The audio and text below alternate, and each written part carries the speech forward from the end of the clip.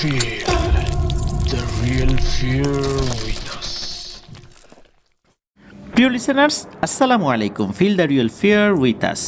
দূরে কাছে দেশে বিদেশে যে যেখানে রয়েছেন, আফটার দ্য হোল ওয়ার্ল্ডের আজকের ফ্রাইডে স্পেশাল এপিসোডে যে মুন্সিগঞ্জ স্পেশাল এপিসোডটি হতে যাচ্ছে, সেখানে সবাইকে স্বাগতম জানাচ্ছি। আমি আফনান। আশা করি সবাই ভালো আছেন, সুস্থ আছেন।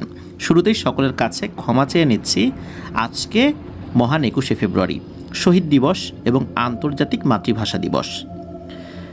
এই দিবসে সাধারণত অনেক প্রোগ্রাম থাকে। আমি যেহেতু একটি প্রতিষ্ঠানে চাকরি করি, সেই কারণে আমারও আজকের বেশ কয়েকটি প্রোগ্রামে অ্যাটেন্ড করতে হয়েছিল। আর সবচেয়ে বড় কথা সেটা হচ্ছে যে অনেক লিসেনাররা আজকের বই মেলাতে এসেছিলেন, অনেকের সাথে কথা হয়েছে। তো সব কিছু মিলিয়ে আজকের এপিসোডটি রেডি করতে সময় লেগে যায়।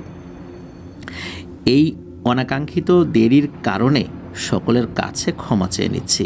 প্রিয় লিসেনার্স, আজকে যেহেতু একটা বিশেষ দিবস, আজকের ব্যস্ততা সবাই বুঝতে পারেন। যেহেতু আমি যে প্রতিষ্ঠানে চাকরি করি এটি মূলত একটি শিক্ষা প্রতিষ্ঠান, এই কারণে এই ধরনের দিবসগুলোতে শিক্ষা প্রতিষ্ঠানে কর্মব্যস্ততা একটু বেশিই থাকে। তারপর আপনাদের সাথে দেখা হওয়ার লোভ, এটা কি সংবরণ করা যায়? নিশ্চয়ই নয়। আর এই কারণেই আপনাদের সাথে দীর্ঘ সময় কথা বলেছি, সত্যি খুবই ভালো লাগে।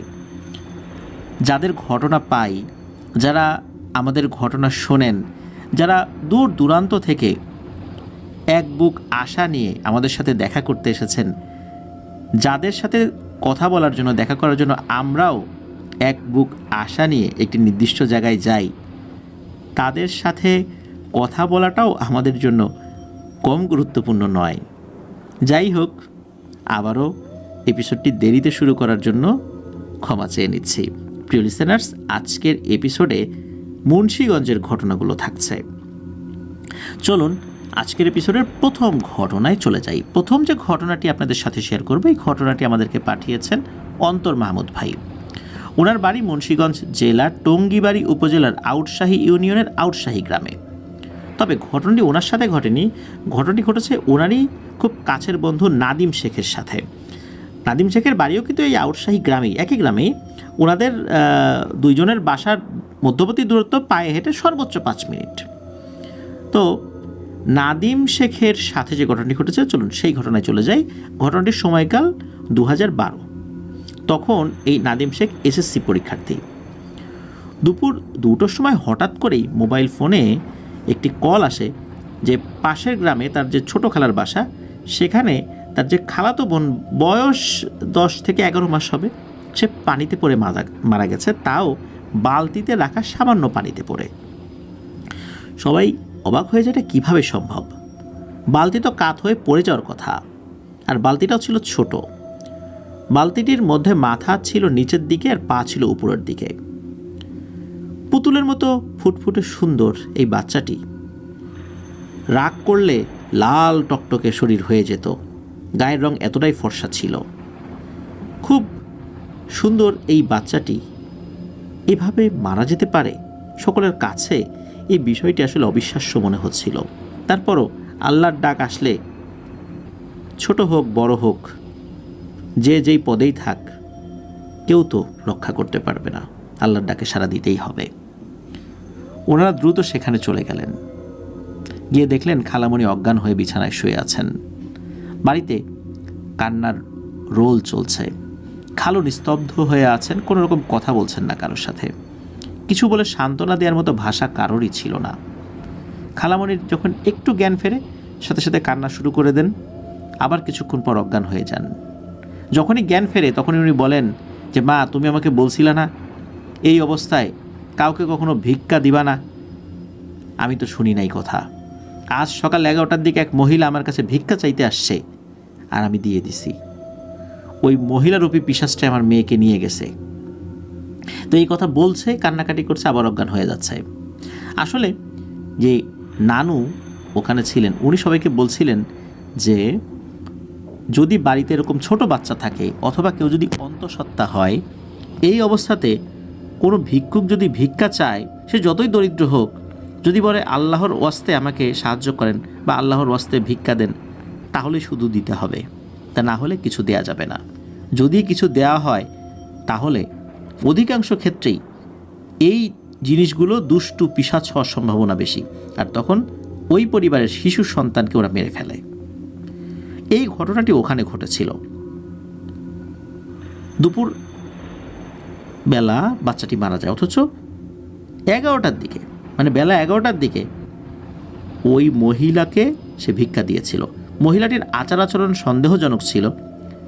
এখন অনেকেই তো ভিক্ষা চায়, সবার আচার আচরণ তো সন্দেহজনক নয়, তবে কিছু কিছু সময় আমাদেরকে খুব খেয়াল রাখতে হবে। এটাই নানু সবাইকে বলছিলেন, পরামর্শ দিচ্ছিলেন। এদিকে বাড়িতে তো আসলে শোকের মাতম চলছে। এই যে নাদিম শেখদের যে বাড়ি আর ওনার খালার যে বাড়ি, এর মধ্যবর্তী দূরত্ব 1 কিলোমিটার পথ। আর নানুদের বাসা মূলত কাছেই ছিল, তবে নানা নানি থাকতেন হচ্ছে পোস্তগোলা, শ্যামপুরের একটা বাসায় আর কি। তো যাই হোক, বাড়িতে তো অনেক মেহমান চলে আসছে। বিকাল নাগাদ দাফন কাফন শেষ হয়ে যায়।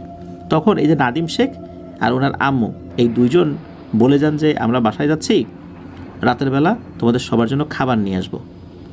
তো এই বলে ওনারা ওখান থেকে বেরিয়ে যান। তবে ওই বাসায় এই নাদিম শেখের ছোট 2 বোন এবং ওনার আব্বু থেকে যান।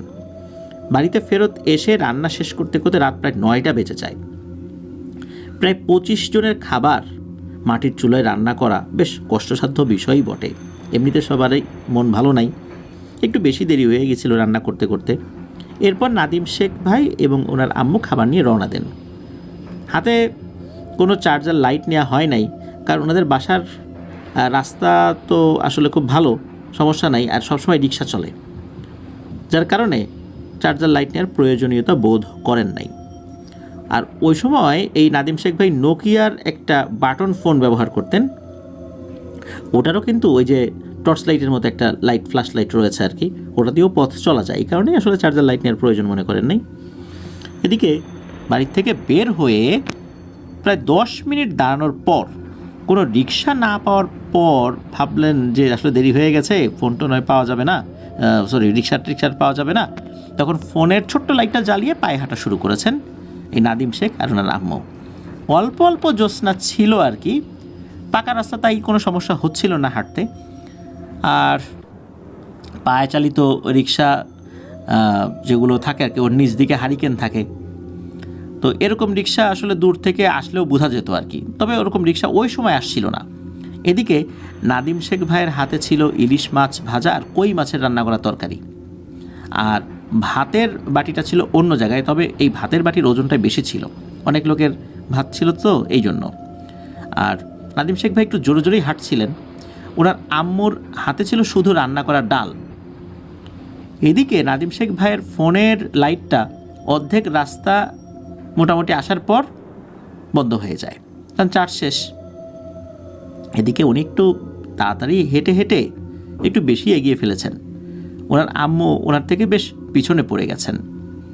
কিছু সময় পর উনি তাকিয়ে দেখছেন যে ওনার আম্মু পিছনে পড়ে যাচ্ছে, আবার একটু দাঁড়াচ্ছেন। ওনার আম্মু আবার হেঁটে ওনার কাছ পর্যন্ত আসছেন, আবার হাঁটা শুরু করছেন, আবার ওনার আম্মু পিছিয়ে পড়ে যাচ্ছেন, এভাবে হাঁটছেন। মাথায় কিন্তু ভয়ের কোনো চিন্তা ওই সময় ছিল না। ছোটোবেলা থেকেই নাদিম শেখ ভাই বেশ সাহসী ছিলেন, ভয় ডর নিজের মধ্যে একটু কমই আসলে তার কাজ করত। ইলিশ মাছ ভাজা, কই মাছ ভাজা বা পিঠা খাওয়ার জন্য কিন্তু এই ভূতপ্রেত কিন্তু বিভিন্ন সময় আসে রাস্তাঘাটে, এটা কিন্তু অনেক সময় শুনেছেন তারা। তবে যেহেতু একটা শোকের বিষয় তাদের মাথার মধ্যে ছিল, এইসব বিষয় ওনাদের মাথায় ওই সময় প্রেক্ষাপটে কাজ করছিল না। আর নাদিম শেখ ভাই ভাবলেন এখনও কি এসব আছে নাকি, চারদিকে এত আলো টালো, এখনও এসব কি চলে, এগুলো মনে মনে ভাবছিলেনও। এতক্ষণে ওনার আম্মু আবার ওনার সামনে চলে আসলেন। তো ওনারা দুজনেই হাঁটছেন। ওখানে 3 রাস্তার একটা মোড় রয়েছে, ওনারা ওই মোড়টা একসাথেই পার করেন দুজনই। তো জায়গাটা বেশি ভালো না, ওই জায়গা কেন্দ্রিক বেশ কিছু ঘটনা রয়েছে, বেশ ভয়ঙ্কর ঘটনাই বটে। ওই জায়গাটা পার হলে একটি কাঠের মসজিদ নির্মাণ করা হয়েছিল একটু সামনের দিকে। তো বাইরে লাইট জ্বালানো ছিল, ফজর পর্যন্ত ওই লাইটটা জ্বালিয়ে রাখা হয়। রাস্তার আশেপাশে আর কোনো ঘরবাড়ি নেই।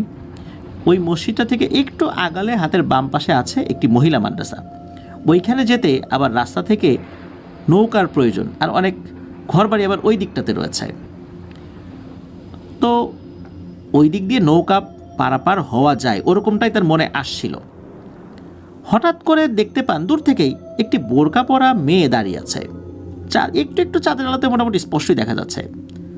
15 থেকে 20 হাত দূরে এই নাদিম শেখ ভাই দাঁড়ালেন। ওনার আম্মু তখন ওনার থেকে প্রায় 10 হাত পেছনে ছিলেন। উনিও আস্তে আস্তে হেঁটে নাদিম শেখ ভাইয়ের কাছে এসে দাঁড়ালেন। এমন সময় উনি দেখতে পেলেন যে ওই মেয়েটা মনে হচ্ছে আস্তে আস্তে মিলিয়ে যাচ্ছে। কারণ কি? কারণ হলো বাজারের দিক থেকে একটা রিকশার হারিকেনের আলো তাদের কাছে আসছিল। যখন একটু বেশি কাছে আসলো মনে হলো ওইখানে কেউই ছিল না। তখন নাদিম শেখ ভাই মনে করলেন হয়তো তার মনের ভুল ছিল, সে কোনো নৌকায় উঠে গেছে। এরই মধ্যে ওনার আম্মু কাছে আসলো, এসে বললেন, কি রে, বেশি কষ্ট হচ্ছে নাকি? তাহলে এগুলো কয়েকটা আমার কাছে দে। তখন নাদিম শেখ ভাই বললেন, না, আমার হাতেই থাক, সমস্যা নাই, আমরা তো এসেই পড়ছি, সমস্যা নেই, একটা নৌকায় উঠে যাব। তখন নাদিম শেখ ভাইয়ের মা বলছেন, নৌকায় উঠবি মানে? নৌকা তুই কোত্থেকে পাইলি? আর এখানে নৌকা তো চলে না। নৌকা আগে চলতো, এখন তো অনেক আগে এগুলো বন্ধ হয়ে গেছে।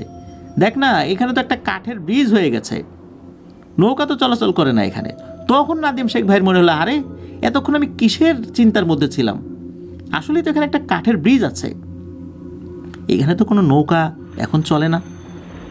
তখন উনি আরেকটু ভালো করে খেয়াল করলেন যে কাঠের ব্রিজটার নিচে কিন্তু অনেক ঘন কচুরিপানা রয়েছে, সেখানে নৌকা চলার কোনো অবস্থাই নাই। এদিকে আরও একটি ব্যাপার ওনার আম্মু জানালেন, সেটা হলো যে বেশ কিছু বছর আগে এই যে মহিলা মাদ্রাসার কাছে একটি মেয়ে গলায় ফাঁস দিয়ে সুইসাইড করেছিল। এরপর থেকেই নাকি এই ব্রিজের এখানে একটি বোরকা পরা মেয়েকে দেখা যায় রাতের বেলা। কেউ দেখে ভয়ও কিন্তু পেয়েছে, আবার কেউ দেখে কাছে যাওয়ার পর হঠাৎ করে দেখেছে যে অবয়বটা মিলিয়ে গেছে। উনি কিন্তু ওই মেয়েটার কথা বলেছিল তার মাকে, যে আমি এরকম একটা মেয়েকে এখানে দেখলাম, এখন আর দেখি না। এর প্রেক্ষাপটে ওনার মা ওনাকে এই বিষয়টা বলেছিলেন। ওনার মা বললেন যে তোর এত তাড়াতাড়ি হেঁটে আসা উচিত নেই, আমার সাথে আস্তে আস্তে হাঁটতি। তো যাই হোক, ওনারা আর কোনো সমস্যা ছাড়াই সেই খালার বাসায় পৌঁছে যান। খালার বাসায় পৌঁছার পর এই বিষয়টা ওনার মা অন্যদেরকে অবহিত করেন। তখন সবাই বেশ বকাঝকাই করেন যে এইভাবে আসা তো মানে ঠিক হয়নি। কারণ হচ্ছে দুজন একসাথে আসলে এই বিষয়টা হয়তো বা দেখতো না। যাই হোক, ওদিকে কি হয়, ওই যে খালামণি যার বাচ্চাটা মারা গেছে, তাকে অনেকটা জোর করে কিছুটা খাবার খাওয়ানো হয়। এরপর খালামণি বললেন যে কিভাবে ওনার বাচ্চাটা মারা গিয়েছিলেন। উনি বললেন যে ওই বাচ্চার জন্য ছোট একটা বালতিতে অল্প পানি এনেছিলেন শরীর মোছাবেন বলে, আর ফিডার খাওয়াবেন এই জন্য। আর বাচ্চাটা ঘুমিয়েছিল, এই জন্য বাচ্চাটাকে আর উঠান নাই। ওই বালতিটা এনে উনি ওই খাটের পাশে রেখেছিলেন। এরপর উনি চিন্তা করলেন যে বাচ্চাটা ঘুমাচ্ছে, যাই আমি আর একটা কাজ সেরে আসি। অল্প সময়ের জন্য কাজ সেরে এসেই উনি দেখেন বাচ্চাটা বিছানার উপর নাই, বাচ্চাটার পা দেখা যাচ্ছে বালতির ভেতর থেকে উপরের দিকে উঠে আছে। উনি দৌড়ে এসে দেখেন এই অবস্থা। বাচ্চাটা বিছানা থেকে গড়িয়ে গড়িয়ে নিচে পড়ে গিয়েছিল। তখন মাথাটা বালতির ভেতরে ঢুকে যায়। বালতির ভিতরে যেহেতু পানি ছিল, বাচ্চাটার বের হতে পারেনি। কিন্তু সবাই এই বিষয়টা মেলাতে পারে না, বাচ্চা গড়িয়ে গড়িয়ে যদি বালতির উপর পড়েও যায়, এটা যে ছোট বালতি, তাতে বাচ্চার আঘাতে এই বালতিটা কাত হয়ে পড়ে যাওয়ার কথা। কোনোভাবেই এই বাচ্চা পড়ে যাওয়ার পর বাচ্চার লোড এই বালতি রাখার কথা না। বালতিটা তো বড়ও না, ছোট বালতি একদমই, যে কোনো টোকা লাগলেই বালতিটা পড়ে যাবে। যদিও বা পানি ছিল, বালতি একটু ভার ছিল, তারপরও ওই বাচ্চার যেই ওজন, সেই ওজনের আঘাত যদি ওই বালতিতে লাগে, তাতে কোনোভাবেই এই বালতিটা সোজা হয়ে দাঁড়িয়ে থাকার কথা না। যাই হোক, সবাই বুঝতে পেরেছিলেন আসলে কেন এটা হয়েছে। উপস্থিত সবাই খাওয়া দাওয়া শেষ করেন। আর খালামণির বাসায় তখন অনেক মেহমান আসছিলেন। পর্যাপ্ত থাকার জায়গা না থাকায় এই নাদিম শেখ ভাই সবার কাছ থেকে বিদায় নিয়ে বাড়ির দিকে রওনা দেন। ওনার মা ওখানেই থেকে যান। সবাই যেতে নিষেধ করেছিলেন, তবুও ওনার বাসা আসলে খুব তো দূরে ছিল না, এই জন্য রওনা দিয়েছিলেন। বাসা থেকে যখন রওনা দিয়ে বাজারের দিকে আসলেন তখন রাত 11টা ছুঁই ছুঁই। বাজারে দোকান খোলা পেলে ম্যাচ বক্স কিনে নিয়ে যাবেন এটা ভেবেছেন, কিন্তু বাজারে এসে দেখেন একটা দোকানও খোলা নেই। 10 মিনিটের মতো দাঁড়িয়েছিলেন রিক্সার জন্য, কারণ উনি জানতেন ওনাদের এলাকার মোবারক কাকা নামে একজন আছে, উনি রাত 12টা-1টা পর্যন্ত রিক্সা চালান। ঢাকাগামী বা বেশি রাতের যাত্রীদের তিনি বাড়িতে পৌঁছে দিতেন। রিক্সা না পেয়ে বাড়ির উদ্দেশ্যে হেঁটেই রওনা দিলেন। নিকষ কালো অন্ধকারের মধ্যে নিজের মতো করে হাঁটতে লাগলেন। এদিকে মোবাইলের চার্জ তো শেষ হয়ে গেছে, লাইটও বন্ধ হয়ে গেছে। মহিলা মাদ্রাসার সামনে আসার পর হঠাৎ করে ওনার শরীরটা ভার ভার অনুভব করতে লাগলেন। যদিও বা ওখানে উনি ভয়ঙ্কর কিছু দেখেন নাই, বা ওই বোরকা পরা ওই অবয়বটা উনি দেখেনও নাই, তবে সেই মেয়েটার কথা মনে পড়েছিল। এই কারণে হয়তো বা মনের মধ্যে একটু ভয় উকি দিয়েছিল, যার কারণে শরীর ভার হয়ে গিয়েছিল। নিজের হাঁটার গতিটা বাড়িয়ে দিয়েছিলেন। হাঁটতে হাঁটতে এসে পড়লেন সেই 3 রাস্তার মোড়ের টিনের মসজিদের সামনে। মসজিদটা কিন্তু এখন আর সেই টিনের মসজিদ নাই, এখন পাকা করা হয়েছে, বড় করা হয়েছে। মসজিদের গেটের বাইরের লাইটের নিচে কিছুক্ষণ দাঁড়িয়ে রইলেন, কারণ সামনে 3 রাস্তার মোড়। বাজার থেকে একটু সামনে আসলেন, তারপর উনি 3 রাস্তার 3 দিকে তাকিয়ে দেখেন এমন কালো অন্ধকার, কিচ্ছু দেখা যায় না। মনে হলো দুনিয়া সব অন্ধকার এসে পড়েছে এই 3 রাস্তার মোড়ে। একটু আগালেই হারিয়ে যাবেন এই অন্ধকারের মধ্যে, তাই সাহস পাচ্ছিলেন না সামনে আগানোর। টানা 10 মিনিটের মতো দাঁড়িয়েছিলেন যে কেউ আসলে তার সাথে চলে যাবেন। এদিকে কল দিয়ে যে কাউকে আসতে বলবেন সে অবস্থাও ছিল না, মোবাইল তো বন্ধ হয়ে গেছে। এর মধ্যে মনে পড়ে গেল ছোটবেলার শোনা সেই 3 রাস্তার মোড়ের ঘটনা। কেউ না কেউ নাকি আগে সেখানে ভোগ দিত, তখন রাস্তা ছিল মাটির। একবার সকালে স্কুলে যাওয়ার সময় উনি দেখেছিলেন কলা পাতায় মিষ্টি, আবার একদিন দেখেছেন কাটা ছাগলের মাথা, রক্তে রঞ্জিত হয়ে আছে সেই মাথা। আবার এক সময় দেখেছিলেন 5টা মুরগির মাথা, আবার মিষ্টি, তারপর পিঠা, এগুলো দেয়া হয়েছে ভোগ হিসাবে ওই 3 রাস্তার ওই মোড়ে। উনি রাতের বেলা যেহেতু ওখানে দাঁড়িয়েছিলেন কিছু সময়, এই সমস্ত বিষয় ওনার চোখের সামনে ভাসতে লাগলো, আর মনের মধ্যে ভয়ও বাড়তে লাগলো। একটু আগাচ্ছেন সাহস করে, আবার পেছাচ্ছেন, কিন্তু এভাবে তো আর চলে না। এরকম করতে করতে রাত 11:40 মতো বেজে গেছে। 10 মিনিটের রাস্তা 30-40 মিনিটে শেষ করতে পারছেন না, চোখেও কিছু দেখছেন না। এমন সময় একটা রিক্সা পেছন থেকে আসলো আর ওনাকে বলল যে, এ বাপু এখানে কি করো, তাড়াতাড়ি বাড়ি যাও, এখানে বেশিক্ষণ দাঁড়িয়ে থাকা ঠিক না। আর রিক্সাওয়ালার মতো চলে যাচ্ছিলেন কোনো কথা না বাড়িয়েই। আর উনি কী করেছেন, রিক্সার পেছনে দৌড় দিচ্ছেন যে কাকা দাঁড়ান, আমাকে নিয়ে যান। কিন্তু সমস্যা হলো যে রিক্সাওয়ালা উনি ওনার মতো করে চলে যাচ্ছিলেন। এই নাদিম শেখ ভাইয়ের কোনো ডাক আসলে শোনেন নাই। চিন্তা করেছিলেন যে উনি যেদিকে যাবেন, মানে নাদিম শেখ ভাই যেদিকে যাবেন, ওইদিকে যদি রিক্সা যান, কোনোভাবে ওই রিক্সাকে জোর করে আটকে ওই রিক্সায় উঠবেনই। কিন্তু সমস্যা হলো কি, ওই রিক্সা চলে গেল আরেক সাইডে, ওই 3 রাস্তার মোড়ের আরেক সাইডে। যেই সাইডে গিয়েছেন ওই দিকে তার বাড়ি না, রিক্সা অন্য সাইডে চলে গেছে। মনে হচ্ছে রিক্সাওয়ালার বাড়ি ওই দিকেই হবে, যার কারণে সেও চলে গেছে তার বাড়িতে। এখন কি আর করা, বাধ্য হয়ে উনি ওনার বাড়ির দিকে দৌড় দিলেন। ওনার বাড়ির রাস্তাটা ছিল বাম দিকে, ওনার বাসার উদ্দেশ্য করে দিলেন এক দৌড়। তখন মনে হচ্ছিল কেউ ওনার পিছনে ছোটাছুটি শুরু করেছে। এটা হয়তো তার মনের ভুলই ছিল, বা ঠিকও হতে পারে। উনি ভয়ের চূড়ান্ত পর্যায়ে পৌঁছে যান, ক্লান্ত হয়ে একটা জায়গায় থেমে যান। যে জায়গায় থেমে যান ওখানে বারেক শেখ নামে একজনের বাড়ি ছিল। উনি এতটা ক্লান্ত হয়ে গিয়েছিলেন যে শ্বাস নিতেও কষ্ট হচ্ছিল। তো উনি যেখানে এসে দাঁড়িয়েছিলেন তার থেকে ওনার একটু সামনে একটা পুরনো বটগাছ রয়েছে।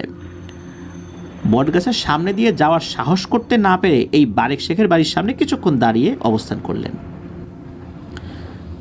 ওই যে বটগাছটা, এটা নিয়েও কিন্তু বেশ কিছু ঘটনা রয়েছে। 2004 সালে এই পাশের এক বাড়ির কাকা, তার নাম হলো সানাউল্লাহ, উনি এই যে বটের পাতা পড়ে তার ফসলের জমি নষ্ট হয়, এই কারণে উনি ওই বট গাছের ডাল কাটার সিদ্ধান্ত নিলেন, যেই ডালগুলো ওনার জমির উপর এসে পড়ে বা ঝামেলা করে। তো উনি একটা ডাল কাটেনও, সময়টা বেলা 11টা এরকম। তো ডাল কাটার পর কোনো সমস্যা ছাড়াই সারাদিনের কাজ শেষ করেন। কিন্তু পরদিন সকালবেলা উনি যখন ঘুম থেকে ওঠার পর উনি আর কথা বলতে পারেন না, প্রচণ্ড জ্বর, ওনার বাকশক্তি হারিয়ে যায়। তিনি প্রায় 20-25 দিন কোনো কথাই বলতে পারেন নাই। অনেক হুজুর ঝাড়ফুঁক করিয়ে তারপর এই বটগাছের ওখানে গিয়ে মাপটাপ চেয়ে নাকি ইশারা ইঙ্গিতে মাপ চেয়েছে, যার ডাল কাটবো না, অন্যায় হয়ে গেছে। এরপর নাকি উনি বাকশক্তি ফিরে পান এবং স্বাভাবিক জীবনে ফেরত আসেন। এখন উনি স্বাভাবিক জীবনেই আছেন। এরপরে 2009 সালে আরও একটি ঘটনা ঘটেছিল, যখন এই নাদিম শেখ ভাই ক্লাস 8-এ পড়তেন। বটগাছের সামনের বাড়ির এক মহিলা, যিনি ছিলেন অন্তঃসত্ত্বা, রাত্রে তার ওয়াশরুমে যাওয়ার দরকার হয়, তখন ওই বটগাছ থেকে কোনো একটি ভয়ঙ্কর জিন তার দিকে নজর দেয়। সকাল থেকে শুরু হয় তার অদ্ভুত আচরণ, হঠাৎ হাসি, হঠাৎ কান্না, এরকম চলে 3-4 দিন। তার এই আচরণে সবাই আন্দাজ করতে পারেন কোনো একটা সমস্যা হয়েছে। পরে মুন্সিগঞ্জের গজারিয়া চর থেকে এক নাম করা কবিরাজকে আনা হয় তাদের বাসায়। কবিরাজ এসে এশার নামাজের পর আসন বসায় সেই মহিলার বাড়িতে। তার উপর হাজির করা হয় সেই জিনকে। জিন হাজির হয়েই অকথ্য ভাষায় গালিগালাজ করতে থাকে কবিরাজকে এবং বলে যে একে তো আমি শেষ করেই ফেলবো। এবং সেই জিনটা বলে, আমরা 7 ভাই মিলে এখানে অনেক বছর থাকি। কবিরাজ জানতে পারেন এই 7 জনের মধ্যে ওই জিনটাই সবার ছোট, আর তার বয়স 700 বছরেরও বেশি। জিন কোনোভাবে এই মহিলাকে ছেড়ে যেতে রাজি হয় না। এখন কবিরাজ জোর করে কোনো কিছু করতেও পারছেন না, কারণ জিনটা ওই মহিলার উপরেই আসর করেছিল, আর মহিলা ছিলেন অন্তঃসত্ত্বা, যদি বাচ্চার কোনো ক্ষতি হয় এই জন্য। বিভিন্নভাবে বোঝানোর পর সেই জিনটা তাকে ছেড়ে যেতে রাজি হয়। জিন কথা দেয় সে বাচ্চার কোনো ক্ষতি করবে না, কিন্তু যাওয়ার আগে 5 ধরনের 5 কেজি মিষ্টি, 7 ধরনের 7টি ফল দিয়ে তাকে ভোগ দিতে হবে। কবিরাজ তার কথায় সম্মতি দিলে জিন চলে যায়। কবিরাজের কথা অনুযায়ী ওই দিন রাত 12টায় বট গাছের নিচে 5 ধরনের 5 কেজি মিষ্টি, মানে 1 কেজি করে 5 কেজি মিষ্টি আর 7 রকমের 7টি ফল দিয়ে আসা হয়। এটা যখনই একজন দিয়ে এসেছে, সাথে সাথে নাকি ওই মহিলা চোখ বন্ধ করে ওই বট গাছের দিকে হাঁটা শুরু করেছে তার ঘর থেকে, এবং ওই বট গাছের নিচে গিয়েই অচেতন হয়ে পড়ে যায়। বাড়ির মানুষজন তাকে ধরে বাসায় নিয়ে আসে। পরবর্তীতে কবিরাজ কিছু নিয়মকানুন বাতলিয়ে দেয় যে এইভাবে চলতে হবে। তো কবিরাজ ওই রাত্রেই চলে গিয়েছিলেন। তাকে থেকে যাওয়ার কথা বলা হলেও কবিরাজ বলেছিলেন যে যেই বাড়িতে চিকিৎসা করা হয়, বিশেষ করে জিন সংক্রান্ত চিকিৎসা করা হয়, সেই বাড়িতে তার থাকা নিষেধ। পরের দিন থেকে ওই মহিলা স্বাভাবিক আচরণ করে, এবং এই কবিরাজকে ফোনে জানানো হলে কবিরাজ বলেন যে সেই জিনটা সেই ভোগ গ্রহণ করেছে। আবার আরেকটা ঘটনা 2009 সালের শেষ বা 2010 সালের শুরুর দিকে হবে। তো এক শ্রেণীর বেদের সম্প্রদায়, যারা বিভিন্ন এলাকায় ঘুরে ঘুরে পাখি শিকার করে, তেমনি একটা বেদের দল রাস্তা দিয়ে হেঁটে যাওয়ার সময় সেই বটগাছ দেখে সেখানে দাঁড়িয়ে যায়। তো ওই বেদের দলের একজন লোক ওই বটগাছের দিকে হেঁটে যায়, তখন কিছু মানুষ তাকে নিষেধ করে। তখন ওই লোকটি জানায় সে বটগাছ থেকে আঠা সংগ্রহ করবে, অন্য কোনো কিছু করবে না। মূলত এই আঠা সে পাখি শিকারের কাজে ব্যবহার করবে। সবাই বেদেকে নিষেধ করে যে না, এটা করা যাবে না। সে জোরপূর্বক ওই বটগাছের কাছে যায় এবং সে বলে তার কোনো কিছুতেই ভয় নেই, কারণ তার কাছে তার সর্দারের দেয়া নাকি একটি তাবিজ রয়েছে। সেটা সবাইকে দেখায়, এই দেখো তাবিজ, এটা থাকলে আর কোনো ভয় নেই। তারপর সেই বেদে আঠা সংগ্রহ করতে উপরে উঠে যায় বটগাছের উপর। সময় তখন আনুমানিক 12টা আর কি এরকম। তো বটগাছের উপরে উঠে ছুরি দিয়ে একটা ছোট গর্ত করেছে মাত্র, তখনই হঠাৎ চিৎকার দিয়ে গাছের পেছনের দিক থেকে পড়ে যায় সেই বেদের সদস্য। তার চিৎকার শুনে সবাই যখন তার কাছে যায়, তখন সবাইকে উদ্দেশ্য করে বলতে থাকে, আমারে বাঁচান, আমারে খেয়ে ফেলবে। তখন সবাই তাকে উদ্দেশ্য করে বলে সে কী দেখেছে, কিসে তাকে খেয়ে ফেলবে। তখন সেই বেদের সদস্য জানায় গাছের উপরে সে ওই আঠা সংগ্রহ করার জন্য যখন গর্ত করছে, তখন হঠাৎ করে সে শো শো আওয়াজ শুনতে পায়, যা সাধারণত সাপরা করে থাকে। আওয়াজ শুনে উপরের দিকে তাকালে সে দেখতে পায় বিরাট একটা সাপ। এটা কোনো অজগর সাপও না, কিন্তু এটাতে কী সাপ উনি বলতে পারেন না। এত বড় সাপ উনি জীবনে কখনো দেখেন নাই। সেই সাপটি বিশাল বড় হাঁ করে তার দিকে এগিয়ে আসছে, আর এটা দেখেই উনি পড়ে গিয়েছেন। সেই বেদে জানায় যে এই সাপটি আরেকটু হলেই তাকে খেয়ে ফেলতো। একটা বড় একটা গরু ওই সাপের মুখে নাকি অনায়াসেই ঢুকে যাবে, এমন একটা অবস্থা। পরে সবাই মিলে সেই বেদেকে মাথায় পানি ঢেলে শান্ত করে, আর সে সাথে আরও কয়েকজন মানুষকে নিয়ে ওই বটগাছের কাছে যায়। বটগাছের দিকে তাকিয়ে কান্নাকাটি করে ক্ষমা চায়। প্রায় 1 ঘন্টা ধরে সে মাপটাপ চায়। এরপরে সে তার সাথে থাকা ব্যাগ নিয়ে হাঁটা শুরু করে এবং যাওয়ার আগে সবাইকে উদ্দেশ্য করে বলে যায় এই বট গাছে ভয়ানক কিছুর বসবাস রয়েছে, কেউ যেন এই গাছ না কাটে, এমনকি ডালপালাও না কাটে। বটগাছ সম্পর্কে আরও অনেক ঘটনা রয়েছে, যেমন ওই বটগাছের পূর্ব পাশের বাড়ির এক মহিলা, সঙ্গত কারণ তার নামটি বলা হলো না, উনি এখনও প্রতিদিন সেই বটগাছের নিচে মোমবাতি চালান সন্ধ্যার সময়।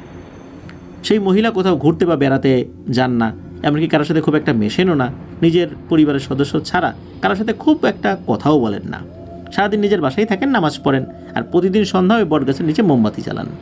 তাকে কিছু জিজ্ঞেস করলে উনি কিছু বলতে চান না, শুধু বলেন এই কাজ না করলে নাকি তার অনেক সমস্যা হবে। তো এরকম কথা বলেন আর কি।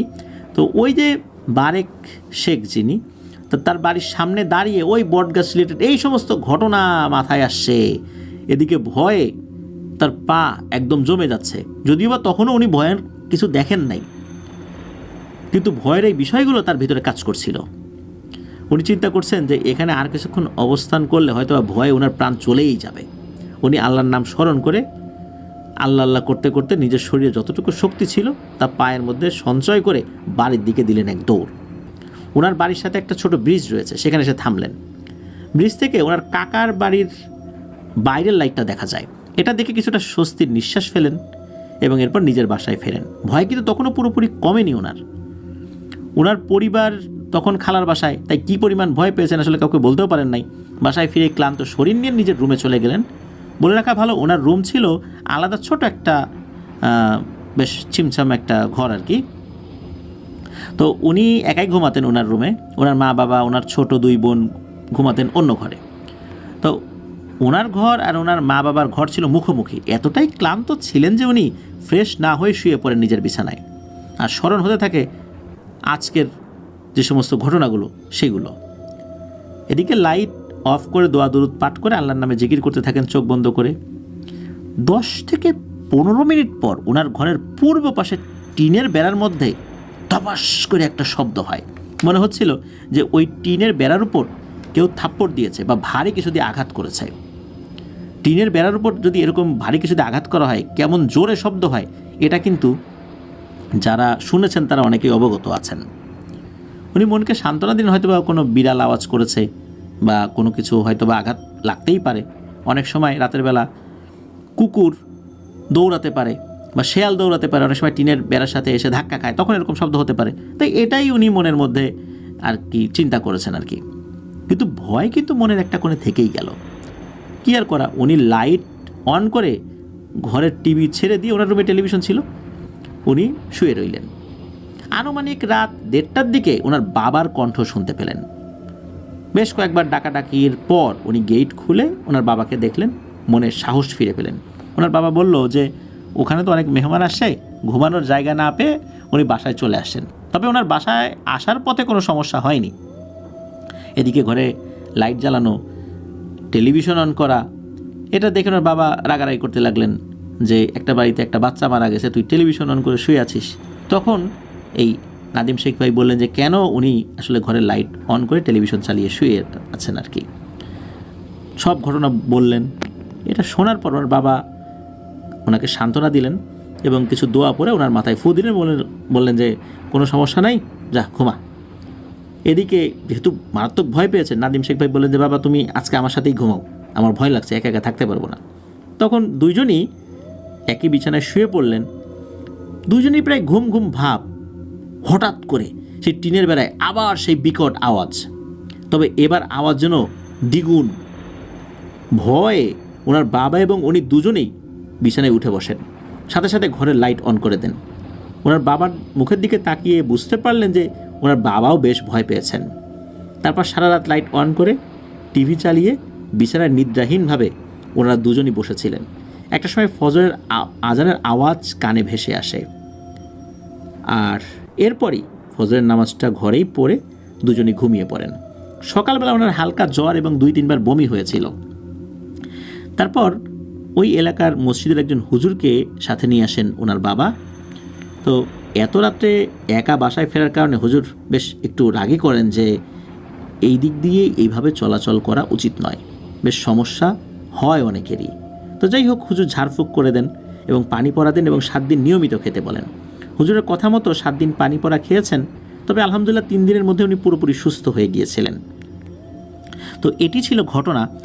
প্রিয় লিসেনার্স, আসলে এই ঘটনার একটি যে ব্যাপার সেটি হচ্ছে যে কোনো বাড়িতে যদি ছোট বাচ্চা থাকে অথবা কেউ গর্ভাবস্থায় থাকেন, তাহলে স্বপ্নের মধ্যে যদি কেউ কোনো কিছু চায় যে একটা নারকেল দে, ডাব দে, তাহলে এই জিনিসগুলো নাকি দেওয়া উচিত নয়। এরকম অনেকগুলো ঘটনার মধ্যেই আমরা এর প্রমাণ পেয়েছি।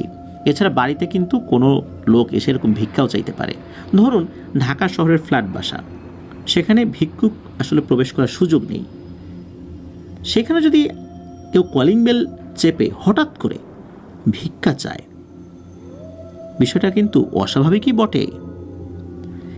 আর একটা বিষয়, স্বপ্নের মধ্যে যদি এই ধরনের ঘটনা ঘটে, মনে রাখবেন এই ধরনের ঘটনা যখন ঘটে তখন ওই স্বপ্নটা বাস্তবের মতো মনে হয় এবং স্বপ্নের ওই অংশের উপর মানুষের পূর্ণ নিয়ন্ত্রণ থাকে। অবচেতন মনেই যে দেখছে বিষয়টা এরকম না, আপনি চাইলে সেটা দিতেও পারেন, নাও দিতে পারেন, এরকম পূর্ণ নিয়ন্ত্রণ কিন্তু থাকে। যার কারণে এই ধরনের স্বপ্ন যদি কেউ দেখেন, খুব সাবধান। এই জন্য ঘুমানোর সময় আল্লাহুম্মা বিসমিকা আমুতু আহিয়া এটা বলে ঘুমাতে হয়। সেই সাথে অন্যান্য যে দোয়া, আয়াতুল কুরসি, সূরা বাকারার শেষ কয়েকটি আয়াত, আমানার রসুলু থেকে শুরু করে নিয়ে শেষ পর্যন্ত, তারপর চারকুল পরে শরীরে ফু দিতে হয়। তাহলে এই ধরনের ঘটনাগুলো ঘটার সম্ভাবনা অনেকটাই কমে যায়। প্রিয় লিসেনার্স, এটি ছিল ঘটনা। চলুন আমরা চলে যাব আমাদের এবারের মুন্সিগঞ্জ স্পেশাল এপিসোডের পরবর্তী আরও বেশ কিছু ঘটনায়। প্রিয় লিসেনার্স, আসসালামু আলাইকুম।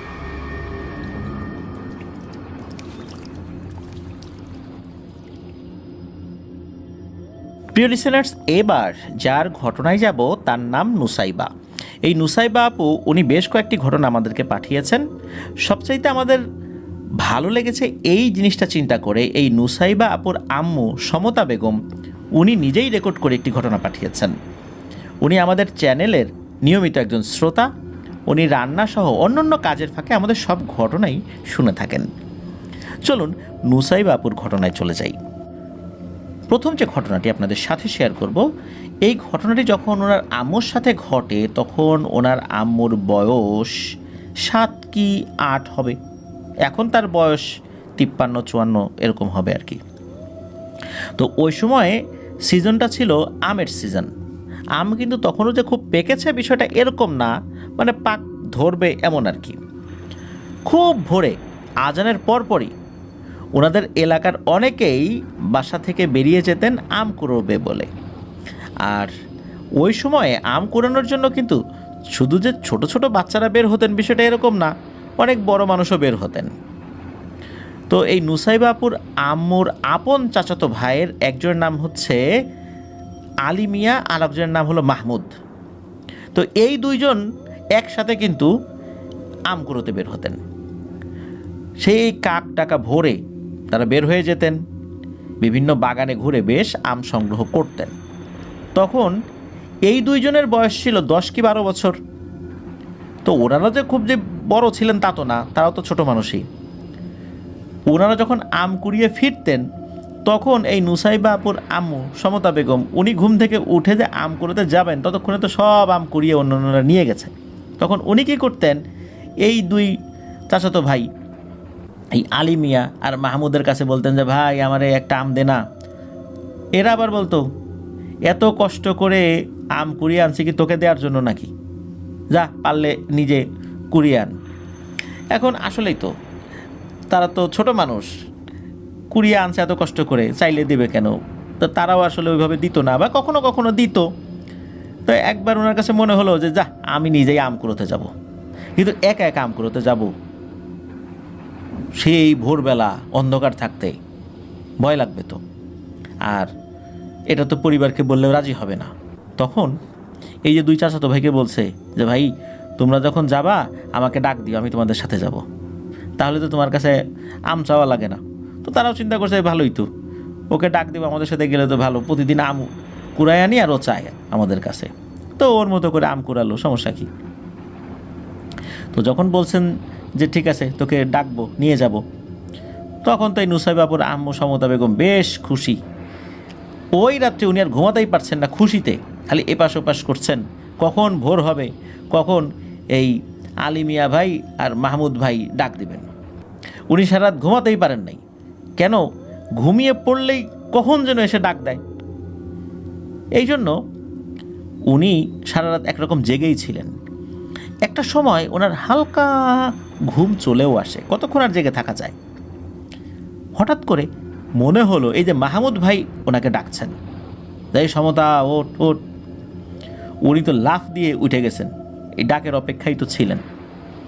তখন উনি কী করেছেন, একটা বড় কাপড় মাথার উপরে বেঁধে ফেলছেন, এই কারণে যে অনেকটা হিজাবের মতো বেঁধে ফেলছেন আর কি, যাতে করে ওইটার মধ্যে অনেক আম ওর ভিতরে ঢুকিয়ে একটা ঝোলার মতো করা যায় আর কি।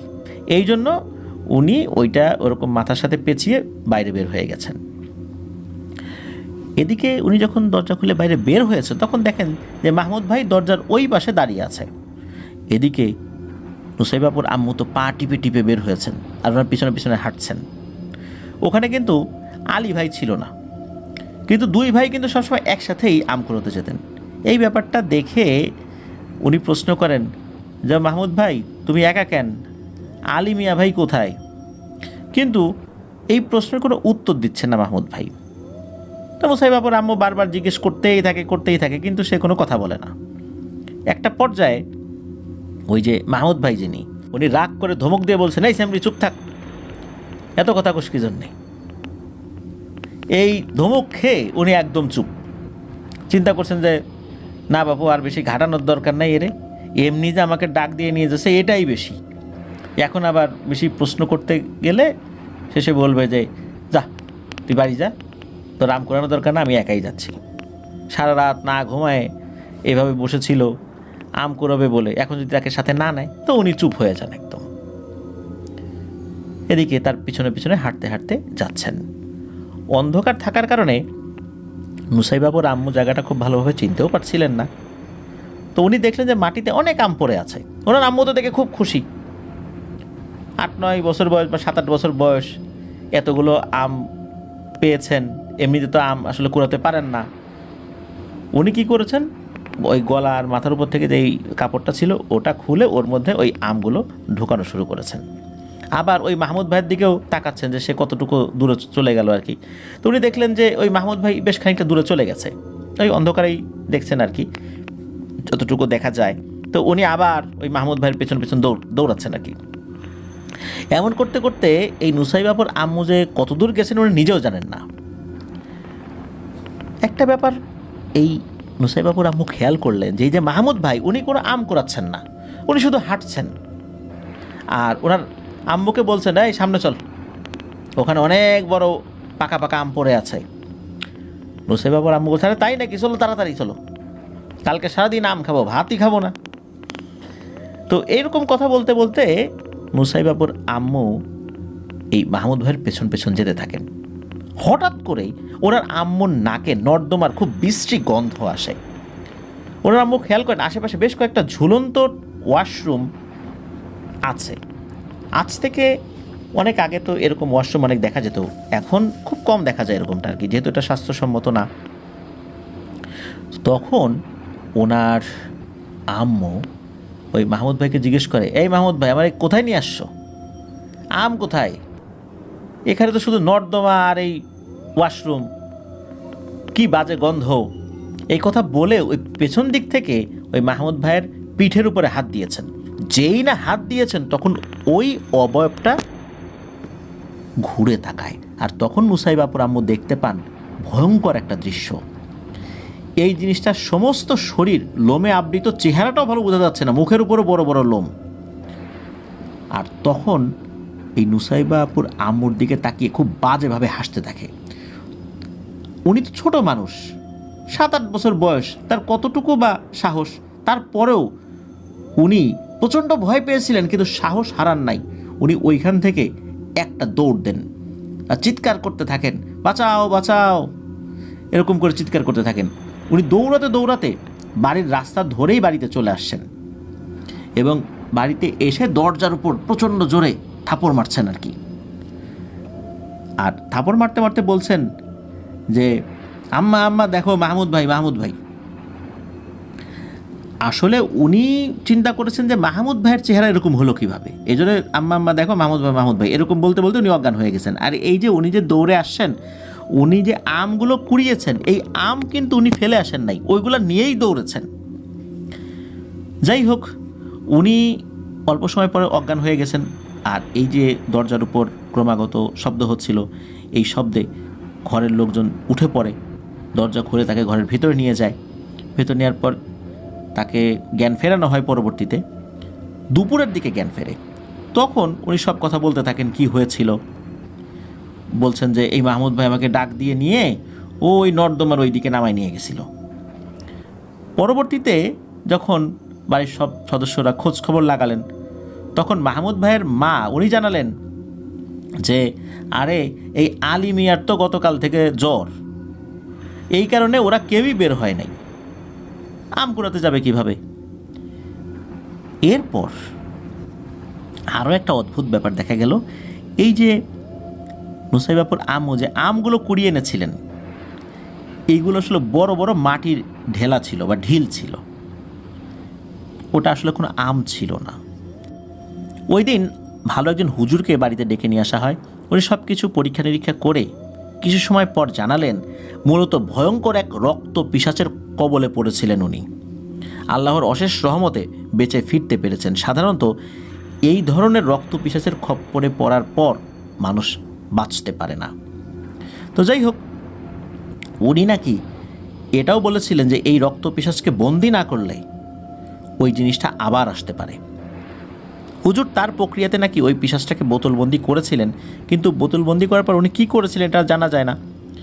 তবে এরপরে ওনার আম্মুর সাথে এই পিশাচ রিলেটেড সমস্যা ওইভাবে আর হয়নি। তা এটাই ছিল ঘটনা। চলুন আমরা চলে যাব নুসাইবাবুর পাঠানো পরবর্তী আরও একটি ঘটনায়। প্রিয়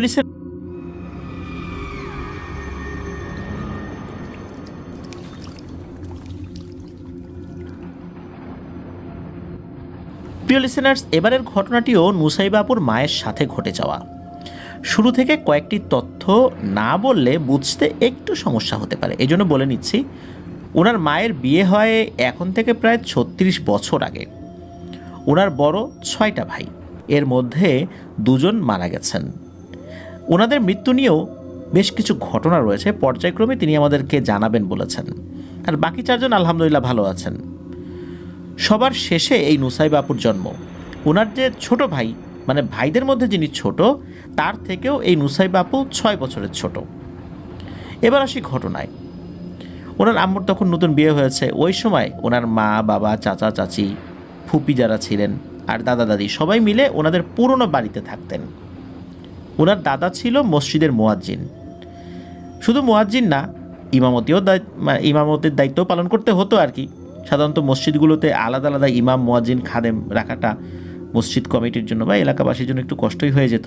এই জন্য দেখা যেত অধিকাংশ মসজিদগুলোতে একজন ব্যক্তি একাধিক দায়িত্ব পালন করতে বাধ্য হতেন।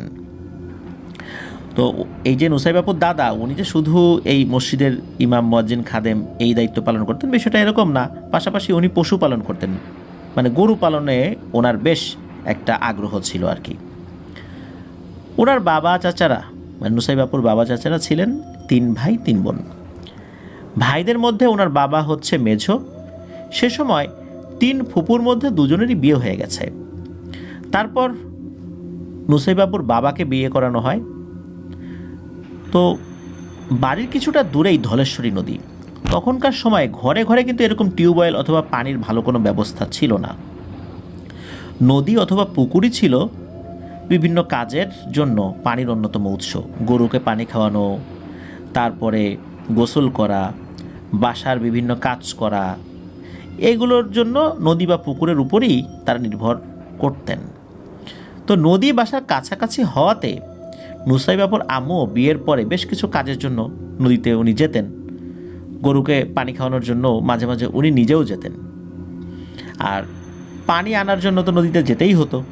তবে নুসাইবাপুর দাদার কড়াকড়ি একটা নির্দেশ ছিল, দিনের বেলা যেহেতু নদীতে ট্রলার, নৌকা এগুলো চলতো, অনেক লোকজনই সেখানে থাকতো, তাই বাড়ির কোনো নারী সদস্য যেন দিনের বেলা নদীতে না যায়। ভোরের আলো ফোটার আগেই তারা যেন পানির সব রকমের চাহিদা পূরণ করেন। আর তারপরে যদি পানি লাগে সেক্ষেত্রে পুরুষ সদস্যরা সেই দায়িত্ব পালন করবেন। বাড়ির কোনো নারীকে যেন বাইরের কোনো পুরুষরা দেখতে না পান, এই জন্যই নুসাইবাপুর দাদার বেশ কড়া নির্দেশনা ছিল। এমনই একটা দিন, সেদিন ছিল ভরা পূর্ণিমা। এদিকে নুসাইবাপুর বড় চাচি একটু অসুস্থ ছিলেন। এই কারণে নুসাইবাপুর আম্মুর মাথায় একটা টেনশন ছিল, যেহেতু বড় চাচি অসুস্থ আর তার কাজগুলো নুসাইবাপুর আম্মুকে করতে হবে, আবার পানি একবার না 2 বারের জন্য আনতে যেতে হবে। যদি কোনো কারণে সকাল হয়ে যায় তাহলে তো আর একটা ঝামেলা হবে। এই সমস্ত চিন্তা করে ওনার ঠিকমতো ঘুম হচ্ছিল না। হঠাৎ ওনার আম্মু চোখ খুলতেই তাকিয়ে দেখেন টিনের ফাঁকা দিয়ে আলো আসছে। ওনার আম্মু লাফ দিয়ে ঘুম থেকে উঠে ভাবেন, হায় হায়, কি হলো, সকাল হয়ে গেল নাকি? ওনার আম্মু খুব তাড়াহুড়ো করে ঘড়ি না দেখেই কলস নিয়ে বেরিয়ে যান পানি আনার জন্য। কিন্তু চারদিকের পরিবেশটা একদম থমথমে ছিল। নদী পাড়ের বালুগুলো চিকচিক চিকচিক করছিল দিনের আলোর মতো। চারদিকের সব কিছুই পরিষ্কার দেখা যাচ্ছিল। কাজের টেনশন আবার ভোর হয়ে গেল কিনা এইসব ভাবতে ভাবতে ওনার মনে আসলে কোনো ভয় কাজ করছিল না। ওনার মনে তখন একটাই ভয়, যে কেউ চলে আসলো নাকি আবার আশেপাশ থেকে, কেউ যদি দেখে ফেলে আর ওনার শ্বশুরের কানে যায় তাহলে তো সর্বনাশ। কিন্তু চারদিক এমন শুনশান নীরব হয়েছিল যে অনেক দূরের কোনো শব্দ মনে হচ্ছে কানে অনেক জোরে আওয়াজ করছিল। হঠাৎ করে নুসাইবাপুর আম্মু ঠক ঠক ঠক এরকম শব্দ শুনতে পান। ওনার আম্মু ভাবেন নদীতে হয়তোবা কোনো নৌকা বা লঞ্চ এগুলো চলাচল করছে। অনেক সময় ইঞ্জিন স্টার্ট দিলে প্রথমে ঠক ঠক ঠক এরকম একটা আওয়াজ হয়ে তারপর স্টার্ট নেয়, এরকম কোনো কিছু কিনা। কিন্তু ওনার এই ধারণাটা ভুল হয়ে গেল। উনি দেখতে পেলেন উনি যেই পথ ধরে এসেছেন সেই পথের থেকেই একটু দূরে 2টো গরু মারামারি করছে, শিং দিয়ে গোতাগুতি করছে, এবং ওই গোতাগুতির শব্দটাই ঠক ঠক হয়ে ওনার কানে আসছে। অবাক করা ব্যাপার হলো, এরা মারামারি করতে করতে এই নুসাইবাপুর আম্মুর দিকেই এগিয়ে আসছিল। এদিকে ওনার আম্মু জোরে জোরে হাঁটছিল আর মনে মনে ভাবছিল, এত এই সময় এই গরুগুলো কোত্থেকে ছুটে আসছে। আর গরুগুলোর সাইজও ছিল বেশ বড়। এত বড় গরু উনি আসলে আগে কখনো দেখেন নাই। গরু আবার এত বড় হয় নাকি? উনি চিন্তা করছেন যে ঠিক দেখছেন না ভুল দেখছেন, কিন্তু না, ঠিকই তো। হঠাৎ করে কি হয়, ওরা নিজেদের মধ্যে মারামারি বন্ধ করে হাঁটতে হাঁটতে নুসাইবাপুর আম্মুর দিকে এগিয়ে আসতে থাকে। আর তখন ওনার আম্মু 1 পা 2 পা করে পিছন দিকে হাঁটতে থাকে। হঠাৎ করে আবার এই 2টো গরু নিজেদের মধ্যে মারামারি শুরু করে। এটা দেখে তো নুসাইবাপুর আম্মু বেশ ভয় পাচ্ছিলেন। ভূতের ভয় পাচ্ছিলেন বিষয়টা এরকম না, এত বড় গরু যদি ওনাকে এখন এসে ধাক্কা দেয়, শিং দিয়ে গুঁতো দেয়, তাহলে তো উনি মারাত্মকভাবে আহত হবেন বা মারাও যেতে পারেন। আর এই মুহূর্তে আশেপাশে কেউ নাই, কি করবেন উনি? ওনার খুব কান্না পাচ্ছিল। এমন সময় উনি বলে ওঠেন, কেউ আছেন আশেপাশে, আমাকে একটু সাহায্য করবেন? একবার বলেছেন শুধু, হঠাৎ করে কোত্থেকে যেন বেশ লম্বা জুব্বা পরা, সাদা দাড়ি মুখে এক অসাধারণ সুন্দর চেহারার একজন মানুষ এসে ওনার সামনে দাঁড়ান। হঠাৎ করে এই লোকটাকে দেখে নুসাইবাপুর আম্মুর খুব ইতস্তত বোধ হচ্ছিল। ভেবেছিলেন যে ইনি হয়তো মসজিদের ইমাম হবেন, কিন্তু ওনাকে দেখে তো এই এলাকার লোক বলে মনে হচ্ছে না। শুধু এই এলাকার লোক না, উনি এই এলাকায় তো নতুন বিয়ে হয়েছে, সবাইকে চেনেন, বিষয়টা এরকম না। কিন্তু গ্রামের মানুষের পোশাক আশাক চেহারা যেরকম হয় তার সাথে এটা মিলছিল না। এটা দেখে ওনার মনে হচ্ছিল যে এই এলাকার লোক উনি না। যাই হোক, লোকটা হঠাৎ করেই ওই গরুগুলোকে উদ্দেশ্য করে বলতে শুরু করলো, কিরে, হ্যাঁ, এই মেয়েটাকে একা পেয়ে এইভাবে ভয় দেখাচ্ছিস? তোরা আর ভালো হবি না কখনো? এই মেয়েটা কি তোদের কোনো ক্ষতি করেছে? কেন ওকে ভয় দেখানোর জন্য পিছু নিয়েছিস? আর এগুলা করে তোর লাভ কি?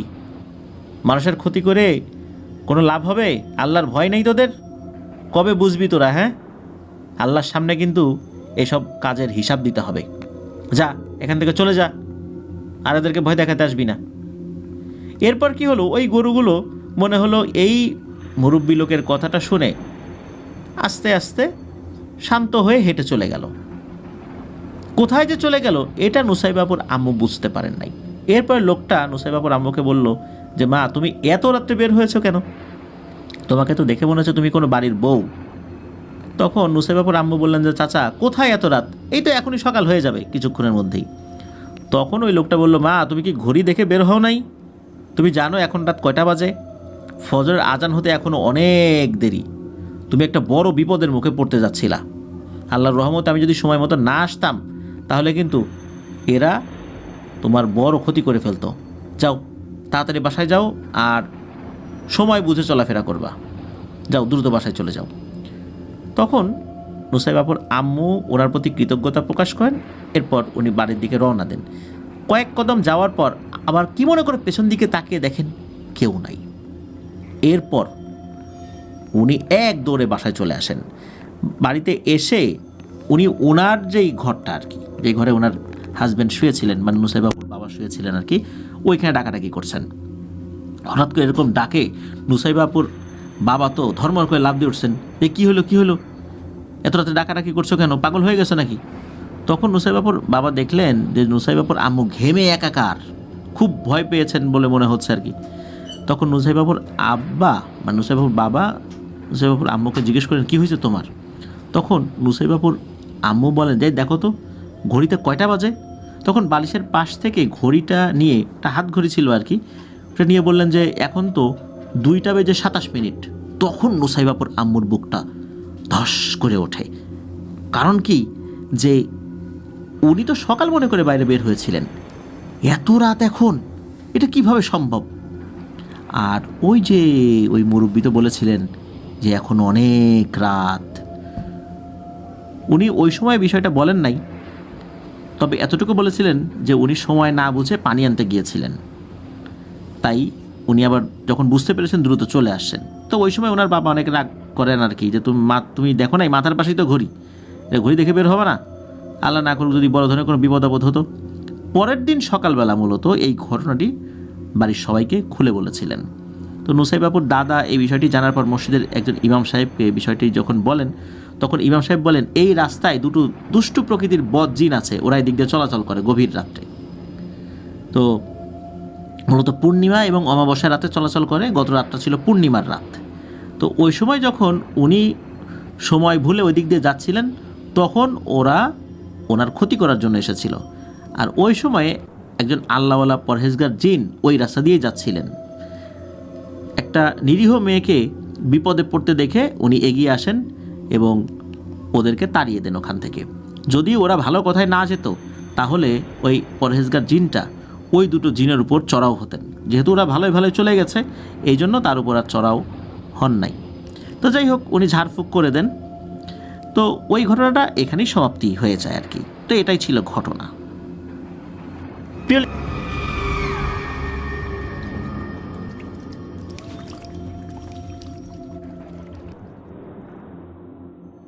লিসেনার্স, এবারের ঘটনাটি নুসাইবাপুর, তবে ঘটনাটি ঘটেছিল ওনার ছোট ভাইয়ের সাথে। ছোট ভাই বলতে ভাইদের মধ্যে যিনি ছোট। আগের ঘটনাতে বলেছি যে ওনারা 6 ভাই ছিলেন, 2 ভাই মারা গিয়েছেন, অন্য 4 ভাই রয়েছেন। 4 ভাইয়ের মধ্যে সবার যিনি ছোট ভাই, তার থেকেও নুসাইবাপুর 6 বছরের ছোট। তো উনি এখনও অবিবাহিত, এখনও ওনার বিয়ে হয়নি। অন্য 3 ভাইয়ের বিয়ে হয়ে গেছে, তাদের আলাদা আলাদা ঘর তৈরি করে দেওয়া হয়েছে, তারা আলাদাভাবেই থাকছেন। তো ওনাদের বাসা যেটা, মানে যে বাড়িটা, সেই বাড়িটা কিন্তু বাংলাদেশের অন্যান্য বাড়িগুলোর সাথে আসলে ওইভাবে মেলে না। আমরা জানি মুন্সিগঞ্জের বিক্রমপুর কিন্তু কাঠের বাড়ির জন্য বিখ্যাত। আমরা যদি কাঠের বাড়ি দেখতে যাই, এই ঐতিহ্যবাহী কাঠের বাড়িগুলো কিন্তু মুন্সিগঞ্জের বিক্রমপুরে অনেক দেখা যাবে। কাঠের বাড়ি বলতে পুরো ঘর যে কাঠের, বিষয়টা এরকম না, লোহা কাঠ দিয়ে তৈরি, কিন্তু এই কাঠটা পাটাতন অথবা ফ্রেম বা আড়া যেগুলো, সেগুলো হয়ে থাকে। অন্য অংশগুলো টিনের তৈরি হয়ে থাকে। আর এই নুসাইবাপুদের বাড়ি মুন্সিগঞ্জের বিক্রমপুরে, ওনাদের বাড়িটাও এইভাবেই তৈরি করা হয়েছিল। ওনাদের বাড়ির সামনে বেশ বড় একটা উঠোন, বড় বড় টিনের ঘর তৈরি করা হয়েছিল। আর সামনের দিকে ঢোকার গেট, বাসার পেছন দিকে ছিল খাল, আর খালের পরেই বিশাল মাঠ। মাঠের মধ্যে বড় বড় চাম্বল গাছ ছিল। মাঠের পরে আবার একটা সীমানা রয়েছে। ওই সীমানাটা হচ্ছে জমিদারের একটা পরিত্যক্ত বাড়ি রয়েছে, অনেক পুরনো। দিনের বেলা দূর থেকে দেখলে সুন্দর লাগলেও রাতের বেলা কিন্তু এক ভয়ঙ্কর সৌন্দর্য ধারণ করে সেটা। এবার আসি মূল ঘটনায়। ওনাদের আগের ঘরের 3টা রুম ছিল, পরবর্তীতে ওনার ভাইয়া বড় হওয়ার পরে আলাদা আলাদা তো রুম করে দেওয়া হয়েছে। আর দীর্ঘ একটা সময় এই ছোট 2 ভাই বোন একই রুমে থাকলেও যেহেতু বড় হয়ে গেছেন আলাদা রুম তৈরি করে দিতে হয়েছে। এখন এই যে ভাই, এই ভাইয়ের জন্য একটা আলাদা রুম তৈরি করে দিতে হবে। আগে যেই রুমটাতে উনি থাকতেন একা একাই, আলাদা রুম করে দেওয়ার পরে এখন দেখা গেল মেহমান আসলে একটু অসুবিধা হয়ে যায়, মেহমানদের জন্য অসুবিধা হয়, আবার এই নুসাইবাপুর ভাইয়ের জন্য অসুবিধা হয়। এই কারণে নুসাইবাপুর বাবা চিন্তা করলেন যে সামনের দিকে রুম তৈরি করলে উঠোনটা ছোট হয়ে যাবে, তাহলে ঘরের পেছন দিকটাতে আর একটা রুম করলে কেমন হয়। তো এরকম পরামর্শ যখন উনি পরিবারের সাথে করেন, তখন নুসাইবাপুর আম্মু এই বিষয়টাতে কিছুটা ভেটো দেন। এই কারণে যে উনি বলেছিলেন যে পেছন দিকে ঘর করাটা কি ঠিক হবে, এই পেছনে খাল আছে আর এই দিকটাতে সমস্যা রয়েছে। তখন নুসাইবাপুর বাবা বলেছিলেন আল্লাহর রহমতে কোনো সমস্যা হবে না, আল্লাহ ভরসা। তো এই কথার উপরে আল্লাহর উপর ভরসা করে উনি রুম তৈরি করেছিলেন। তো এক রাত্রে কী হয়, ওনার ভাই উনি রুমে শুয়ে আছেন আর ওনার মোবাইল ফোনটা টিপছিলেন আর কি। খুব বেশি দিন আগের কথা না এই ঘটনাটা। তো একটা সময় মোবাইলের চার্জটা শেষ হয়ে যায়, উনি আবার উঠে চার্জে ফোনটা লাগিয়ে শুয়ে পড়েন। ওই ঘরের মধ্যে এক ধরনের অদ্ভুত প্রশান্তি কাজ করতো, কেননা পাশেই তো খালের উপর আবার কচুরিপানা থাকে। যখন ওই খালের উপর দিয়ে বাতাসটা বয়ে আসে, বাতাসটা বয়ে ঠান্ডা হয়ে যখন রুমের জানালা দিয়ে ঢোকে, তখন দারুণ এক শীতল অনুভূতি সেই রুমের মধ্যে থাকে। তো ওই রুমের মধ্যে ঢুকলে বেশ ভালো একটা প্রশান্তি কাজ করে। ওনার ভাই তো তখন ঘুমানোর প্রস্তুতি নিচ্ছেন, একটা সময় ঘুমিয়েও যান, একদম ঘুমেই আছেন আর কি। কতক্ষণ ঘুমিয়েছেন জানেন না, হঠাৎ করে ওনার ঘুম ভেঙে যায়। উনি খুব ঠান্ডা শীতল এক ধরনের অনুভূতি পান। চিন্তা করেছিলেন রুমটা রাতের বেলা হঠাৎ করে এত ঠান্ডা হয়ে গেল কেন। এমনিতে তো রুম ঠান্ডাই, যেহেতু ঠান্ডা বাতাস আসে, কিন্তু এত ঠান্ডা কিন্তু হয় না। সময়টা কিন্তু শীতকাল ছিল না, গরমকালই ছিল। উনি হঠাৎ করে পাশে তাকিয়ে দেখেন যে আরে ওনার নানু পাশে শুয়ে আছে। রুমে তো ডিম লাইট ছিল, ডিম লাইটে বোঝা যাচ্ছে। তখন এই নুসাইবাপুর ভাই চিন্তা করছেন যে নানু মনে হয় রাতের বেলা আসছে, এসে এই নুসাইবার রুমে না ঢুকে আমার রুমে ভুল করে ঢুকে পড়ছে। তখন বলছে ও নানু ওঠো ওঠো, তোমার নাতনির রুমে যাও, তুমি মনে ভুল করে আমার রুমে চলে আসছো। তো এই কথা যখন বলেছে, হঠাৎ করে ওই অবাবটা চোখ খুলেছে। মনে হলো যে কথা বলার সাথে সাথে চোখ খুলেছে। আমরা কিন্তু ঘুমায় থাকার পর চোখ খুলতেও একটু সময় লাগে, চোখটা একটু জড়ানো থাকে, কিন্তু না, ধপ করে চোখটা খোলে। আর চোখ খোলার পরপরই এক হাত এই নুসাইবাপুর ভাইয়ের শরীরের উপর উঠিয়ে দেয়। নুসাইবাপুর ভাই ফিল করেন ভয়ঙ্কর ঠান্ডায় হাত, মনে হচ্ছে বরফ তার শরীরের উপরে উঠিয়ে দেওয়া হয়েছে। শুধু যে হাত উঠিয়ে দিয়েছে বিষয়টা এরকম না, পা উঠিয়ে দিয়েছে। আর তখন ওই অভাবটা খুবই বিশ্রীভাবে হেসে দেয়, কিন্তু হাসির কোনো শব্দ হচ্ছিল না ওইভাবে। আর এই দৃশ্যটা দেখার পরপরই নুসাইবাপুর ভাইয়ের শরীর তো একদম ঠান্ডা হয়ে যায়। একে তো ঠান্ডা হাত পা তার শরীরের উপর উঠিয়ে দিয়েছে, আর ভয়ে তার শরীর একদম জমে গিয়েছে। তখন নুসাইবাপুর ভাইয়ের মনে হয় যে আরে নানু তো আমাদের বাসায় না, মামাদের বাসায় থাকার কথা, এত রাত্রে উনি আসবেন কিভাবে, আর আমার ঘরের দরজাও তো বন্ধ। তখন নুসাইবাপুর ভাই একটু সাহস সঞ্চয় করে বলেন যে কে তুমি, কি চাও, এখানে কেন এসেছ। তখন ওই অবয়বটা কোনো কথা না বলেই সরাসরি ওনার শরীরের উপরে উঠে পড়ে এবং গলা টিপে ধরে। নুসাইবাপুর ভাইয়ের হাইট কিন্তু 6 ফুট 1 ইঞ্চি, বেশ স্বাস্থ্যবান এবং শক্তিশালী এক তাগড়া যুবক। হঠাৎ করে এইরকম অবয়ব ওনার শরীরের উপর উঠেছে। শুধু যে উঠেছে তা না, গলা চিপে ধরেছে। আর ওই অবয়বটা নাকি তার এক হাত নুসাইবাপুর ভাইয়ের গলার ভেতরে ঢুকিয়ে দিয়েছে।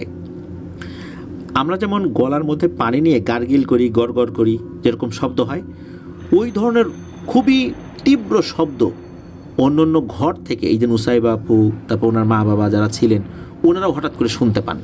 এদিকে ধুরুম ধারাম শব্দ হচ্ছে, মনে হচ্ছে ওই ঘরের মধ্যে ভাঙচুর শুরু হয়ে গেছে, ধস্তাধস্তি হচ্ছে। এদিকে ওনাদেরও তো ঘুম ভেঙে গেছে। ওনারা উঠে তাড়াতাড়ি ওই রুমের দরজা এসে ধাক্কাধাক্কি করছেন, এই কী হয়েছে, খোল খোল। এর মধ্যে নুসাইবাপুর ভাই দৌড়ে এসে ঘরটা খুলে দেয়, মানে ঘরের দরজা খুলে দেন উনি। তবে ঘরের দরজা কতটুকু খুলতে পেরেছেন এটা আসলে বোঝা যায় না, কারণ হয়তোবা খোলার আগেই ওনারা ধাক্কিয়ে ঘরের যে খিলটা, মানে দরজার খিলটা ভেঙে ফেলতে সক্ষম হয়েছিলেন। ঘরে ঢোকার সাথে সাথে যখনই লাইট জ্বালিয়েছেন তখনই সবাই দেখতে পান কোনো একটা কালো অবয়ব জানালা দিয়ে বের হয়ে গেল এবং পানির মধ্যে ঝপাত করে পড়ল। এরকম শব্দও হলো বেশ জোরে, যে শব্দটা সবাই টের পেয়েছিলেন। আর জানালার যেই দুটা পার্ট রয়েছে, কপাট আছে, বাইরে ছিল এই কপাটটা, এই কপাট দুটো কিন্তু তখনও নড়াচড়া করছিল, মানে কাঁপছিল। ওই দিক দিয়ে যে শিক দিয়ে বের হয়েছে ওই অবয়বটা, তখন কিন্তু ওই কপাটে ধাক্কা লেগেছে। ওই ধাক্কার কারণে তখনও ওই কপাটটা কাঁপছিল। আসলে জানালার এই গ্রিলগুলো এমন সিস্টেমে ছিল যে একটা বড় সাইজের বিড়াল যদি বের হওয়ার চেষ্টা করে তাহলেও তার জন্য এটা পসিবল হবে না। আর একটা বয়স্ক মানুষ বাতাসের মতো জানালা দিয়ে কি বেরিয়ে যেতে পারে? নুসাইবাপুর ভাইয়ের পুরো শরীর খামচানো, আর ওনার ভাইয়ের চোখ দুটো যেন ঠিকরে বেরিয়ে আসছিল ভয়ে। আর যে খামচিগুলো ছিল সেখান দিয়ে অল্প অল্প রক্তও পড়ছিল, আর ওনার ভাই কোনো কথা বলতে পারছিল না। প্রায় 4 দিন উনি কোনো কথাই বলতে পারে নাই গলা ব্যথায়, কারণ গলার মধ্যে নাকি হাত ঢুকিয়ে দিয়েছিল। তবে গলার আর বিশেষ ধরনের কোনো ক্ষতি হয়নি আল্লাহর রহমতে। সকালবেলা নানুকে ফোন করা হয়, নানু 1 ঘন্টার মধ্যেই মামা মামি সহ চলে আসেন নুসাইবাপুর ভাইকে দেখতে। তখনও কিন্তু নুসাইবাপুর ভাই নানুর সামনে যেতে ভয় পাচ্ছিলেন। পরবর্তীতে ওই রুমটা ভেঙে পুনরায় আর একটা ঘর তোলা হয়েছে। আর নতুন করে ঘর তোলার আগে স্থানীয় মসজিদের হুজুরের সাথে কথা বলা হয়। নুসাইবাবুর বাবা কথা বলেছিলেন এবং বাড়িটা বন্ধ দিয়েছিলেন। তবে নতুন ঘর তৈরি করার পর আর ওই বন্ধনী দেওয়ার পর আলহামদুলিল্লাহ এখন পর্যন্ত কোনো সমস্যা হয়নি বলে জানিয়েছেন নুসাইবাপু। প্রিয় লিসেনার্স, নুসাইবাপুর 3টা ঘটনা তো শুনলাম। এবার আরও একটি ঘটনা, যেটা নুসাইবাপুর আম্মু অডিও ক্লিপ আকারে পাঠিয়েছিলেন, সেই ঘটনাটি এখন আমি আমার মতো করে আপনাদের সামনে উপস্থাপন করতে যাচ্ছি। চলুন শুনে আসি সেই ঘটনাটি।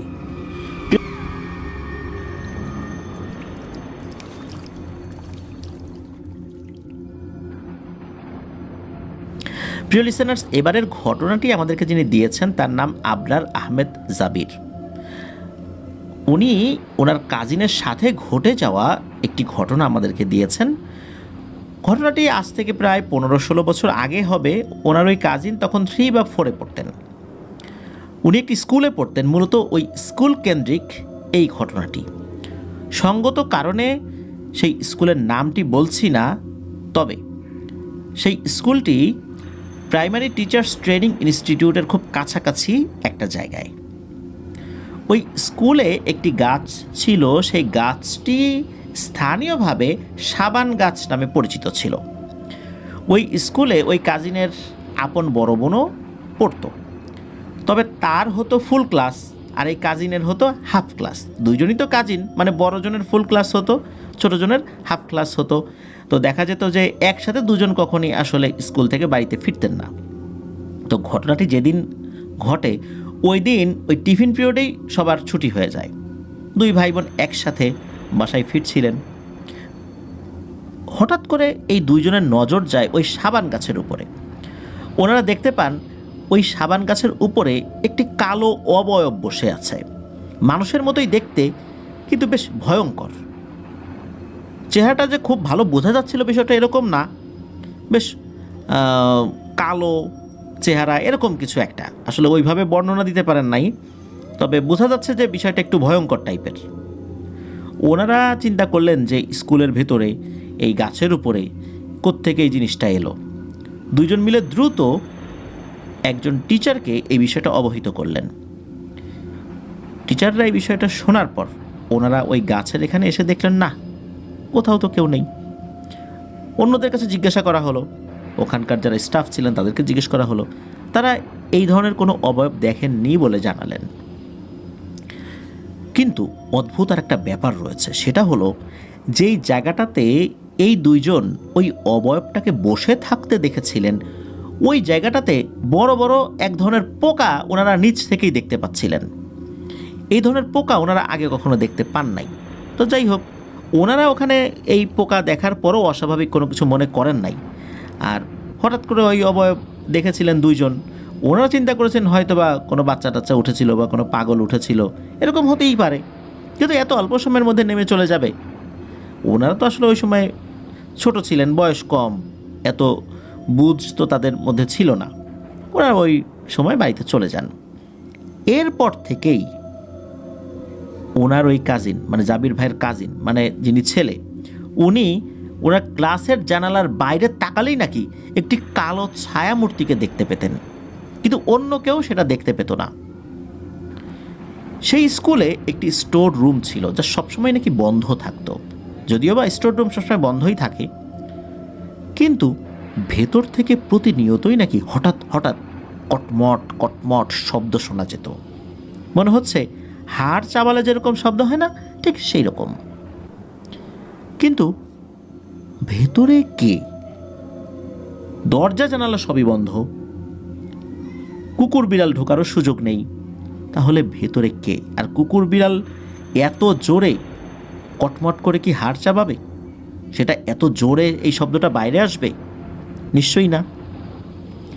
একবার কি হয়, ওই স্টোররুমের একটা ছিদ্র দিয়ে এই কাজিন তাকিয়েছিলেন। তো স্টোররুমের ভেতরে অনেক উপর দিয়ে কিছু আলো আসতো আর কি। তখন দেখা গেল যে দুটি ছায়ামূর্তি, চেহারা বোঝা যাচ্ছে না, কোনো কিছুর হাড় চেবাচ্ছে। এটা দেখে উনি মারাত্মক ভয় পান। এর ভেতরে তো কোনো মানুষ আসার কথা না, আর দিনের বেলাতে এইসব হচ্ছে। তখন যে রাত তা তো না, স্কুলের সময়। এছাড়া ওই স্কুলে একটি ওয়াশরুম ছিল, যেটা পরিত্যক্তই বলা যায়, খুব কমই ব্যবহৃত হতো সেটা। সেখানকার দেয়ালে নাকি রক্ত দিয়ে কিছু লেখা দেখা যেত, যেটা শুধু সংখ্যার মতো কিছু একটা। আর এই জিনিসটা কিন্তু অন্য কেউ দেখতে পেত না, শুধু এই জাবির ভাইয়ের কাজিনই দেখতে পেত। এটা একটা রহস্য, সেই কেন এই জিনিসটা দেখছে, অন্যরা তো কেউ এটা দেখে না। আর ওই আশেপাশে কিছু ডাব গাছ ছিল, ওই ডাব গাছেও নাকি একটা ছায়ামূর্তি দেখা যেত, বানরের মতো এই গাছ থেকে ওই গাছ, ওই গাছ থেকে ওই গাছ, এরকম লাফিয়ে লাফিয়ে যেত। এরই মধ্যে ঘটে যায় আরও একটি ঘটনা। এই কাজিনের যিনি মা, উনি তো কোনো একটা কারণে স্কুলে গিয়েছেন, বাচ্চাদের প্রয়োজনেই। তো উনি ওই ওয়াশরুমটাতে গিয়েছিলেন। ওই ওয়াশরুম যে একদম পরিত্যক্ত তা না, মানে এটা খুব কম ব্যবহার করা হয় আর কি। তো উনি যখনই ওই ওয়াশরুমে গিয়েছেন, উনি কিছু সময় পর ফ্রেশ হয়ে বাইরে বের হয়ে আসছেন, কিন্তু ওনার প্রচণ্ড মাথা ব্যথা করছিল। ওনার ভাষ্য অনুযায়ী ওই ওয়াশরুমে ঢোকার সাথে সাথে মনে হচ্ছে ওনার ভয়ঙ্কর মাথা ব্যথা শুরু হয়েছে, অথচ ওনার মাথা ব্যথা ছিল না। ওখান থেকে বের হওয়ার পরও ওনার মাথা ব্যথা অনেকক্ষণ ছিল, এরপরে ঠিক হয়ে যান উনি। হঠাৎ করে ওখানে ঢোকার সাথে সাথে কেন এমনটা হলো, এইটার কোনো কুল কিনারা ওনারা করতে পারলেন না। এই ধরনের সমস্যা যখন চলতে থাকলো, সেই কাজিন এই বিষয়টা যখন সকলকে অবহিত করলেন, পরিবারের সবাই যখন জানলেন, তখন ওই স্কুল থেকে তাকে নিয়ে অন্য জায়গায় ভর্তি করা হয়। দুই ভাই বোনকে নিয়ে অন্য জায়গায় ভর্তি করা হয়।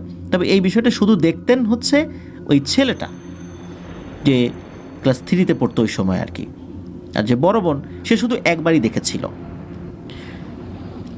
কেনই একজনই দেখে, কেন অন্যজন দেখে না? আর এটা যদি নিছক হ্যালুসিনেশনই হবে, তাহলে জাবির ভাইয়ের সেই কাজিনের আম্মু কেন উনি ওই ওয়াশরুমে যাওয়ার পর হঠাৎ করে প্রচণ্ড মাথা ব্যথা শুরু হলো? আসলে এই বিষয়টা রহস্যাবৃতই রয়ে গেছে। এটা নিয়ে আর অ্যানালাইসিস ওভাবে করা হয়নি। এটি ছিল ঘটনা। প্রিয় লিসেনার্স, আপনাদের জানা এমন ঘটনা আছে কি? থাকলে কিন্তু আমাদেরকে ইমেল করতে ভুলবেন না। লিখে বা রেকর্ড করে যে কোনোভাবেই আমাদেরকে ইমেল করতে পারেন afnanthehorrorworldbd@gmail.com এই ইমেল অ্যাড্রেসে। ইমেল অ্যাড্রেসের স্পেলিংটাও আমরা আমাদের ভিডিও ডেসক্রিপশনে দিয়ে রেখেছি, সেখানে গিয়ে আপনারা ইমেল অ্যাড্রেসের স্পেলিংটা চেক করে নিতে পারেন। প্রিয় লিসেনার্স, চলুন চলে যাব আমাদের এবারের মুন্সিগঞ্জ স্পেশাল এপিসোডের পরবর্তী আরও একটি নতুন ঘটনায়।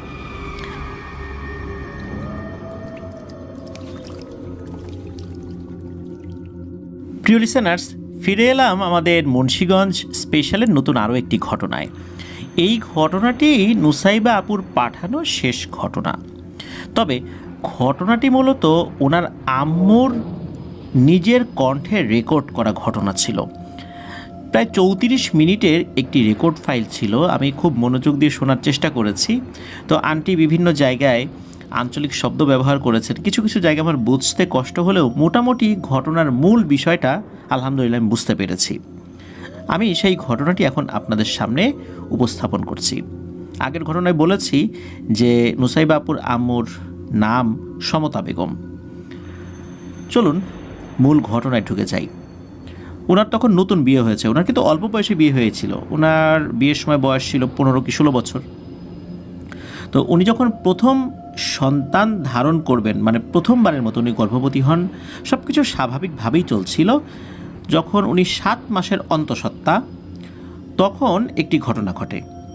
এই নুসাইবা আপুর বাবা উনি কিন্তু মাছ ধরায় বেশ পারদর্শী ছিলেন। মাছ ধরা কিন্তু তার একটা নেশা, যেটা এখনও আছে।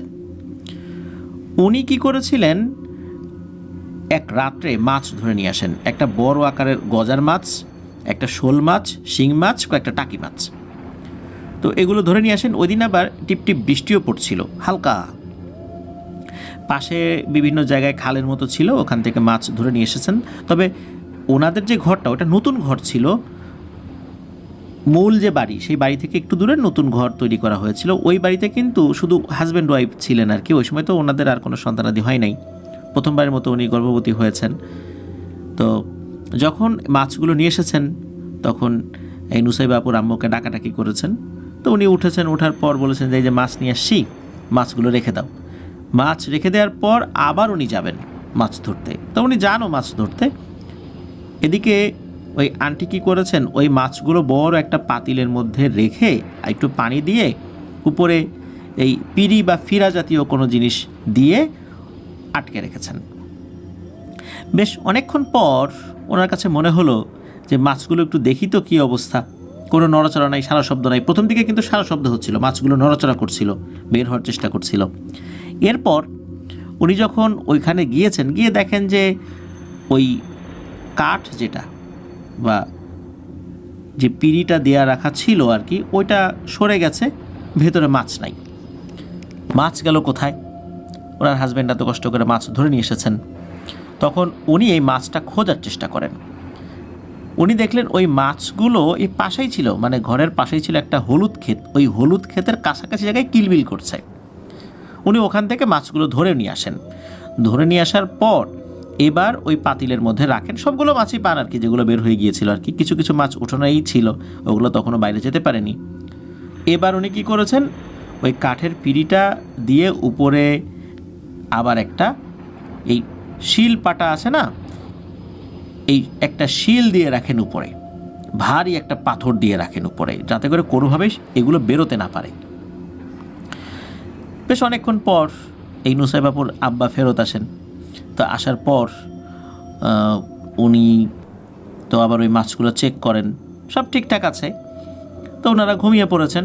সকালবেলা উঠে ওই মাছগুলো যখন চেক করতে যাবেন, বিশেষ করে নুসাইবা আপুর বাবা, উনি দেখেন যে গজার মাছ আর শোল মাছটা নাই। মাছ তো কিন্তু বেশ বড় ছিল। মাছ গেল কোথায়? কিন্তু ওই শিং মাছ আর দুটো টাকি মাছ, এগুলো কিন্তু ঠিকঠাকই আছে। মূলত ওই মাছের যেই হাঁড়িটা, ওটা বাইরে রাখা হয়েছিল। নুসাইবা আপুর আব্বা যখন রাতের বেলা ফেরত আসেন, উনি আবার ওইটা ঘরের ভেতরে রেখেছিলেন। এদিকে নুসাইবা আপুর আম্মু বলছেন যে এই গজার মাছ আর শোল মাছ ধরে নিয়ে আসছো, নিশ্চয়ই এগুলো জিন ভূত ছিল, হয় চলে গেছে, না হলে জিনে ভূতে এসে এই দুইটাকে খেয়ে গেছে। এদিকে সকালবেলা যখন ওনার বাড়িতে নুসাইবা আপুর দাদি আসছেন, মানে নুসাইবা আপুর আম্মার শাশুড়ি, উনি আসছেন, আর একজন মুরব্বী আসছেন। সবসময় আসেন, খুব তো বেশি দূরে না ঘর।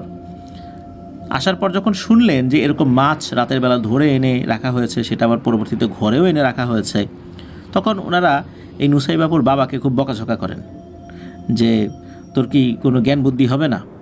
এই অবস্থাতে, তোর স্ত্রী গর্ভবতী 7 মাসের, এই অবস্থাতে কেউ রাতের বেলা মাছ ধরে সেই মাছ আবার শোয়ার ঘরে নিয়ে এসে রাখে? এখন তো মাছ ধরা উচিত না। তখন আবার ওনারা জিজ্ঞেস করছেন তুই কোথায় মাছ ধরতে গেছিলি? তখন উনি বলেন যে আমি ওই দিকটাতে, মানে যেই দিকটাতে ওই যে পরিত্যক্ত জমিদার বাড়ি ওই সাইডের যেই খালটা ওই দিকে মাছ ধরতে গিয়েছিলাম। তখন বলেন যে ওই দিকে মাছ ধরতে গেলি কেন?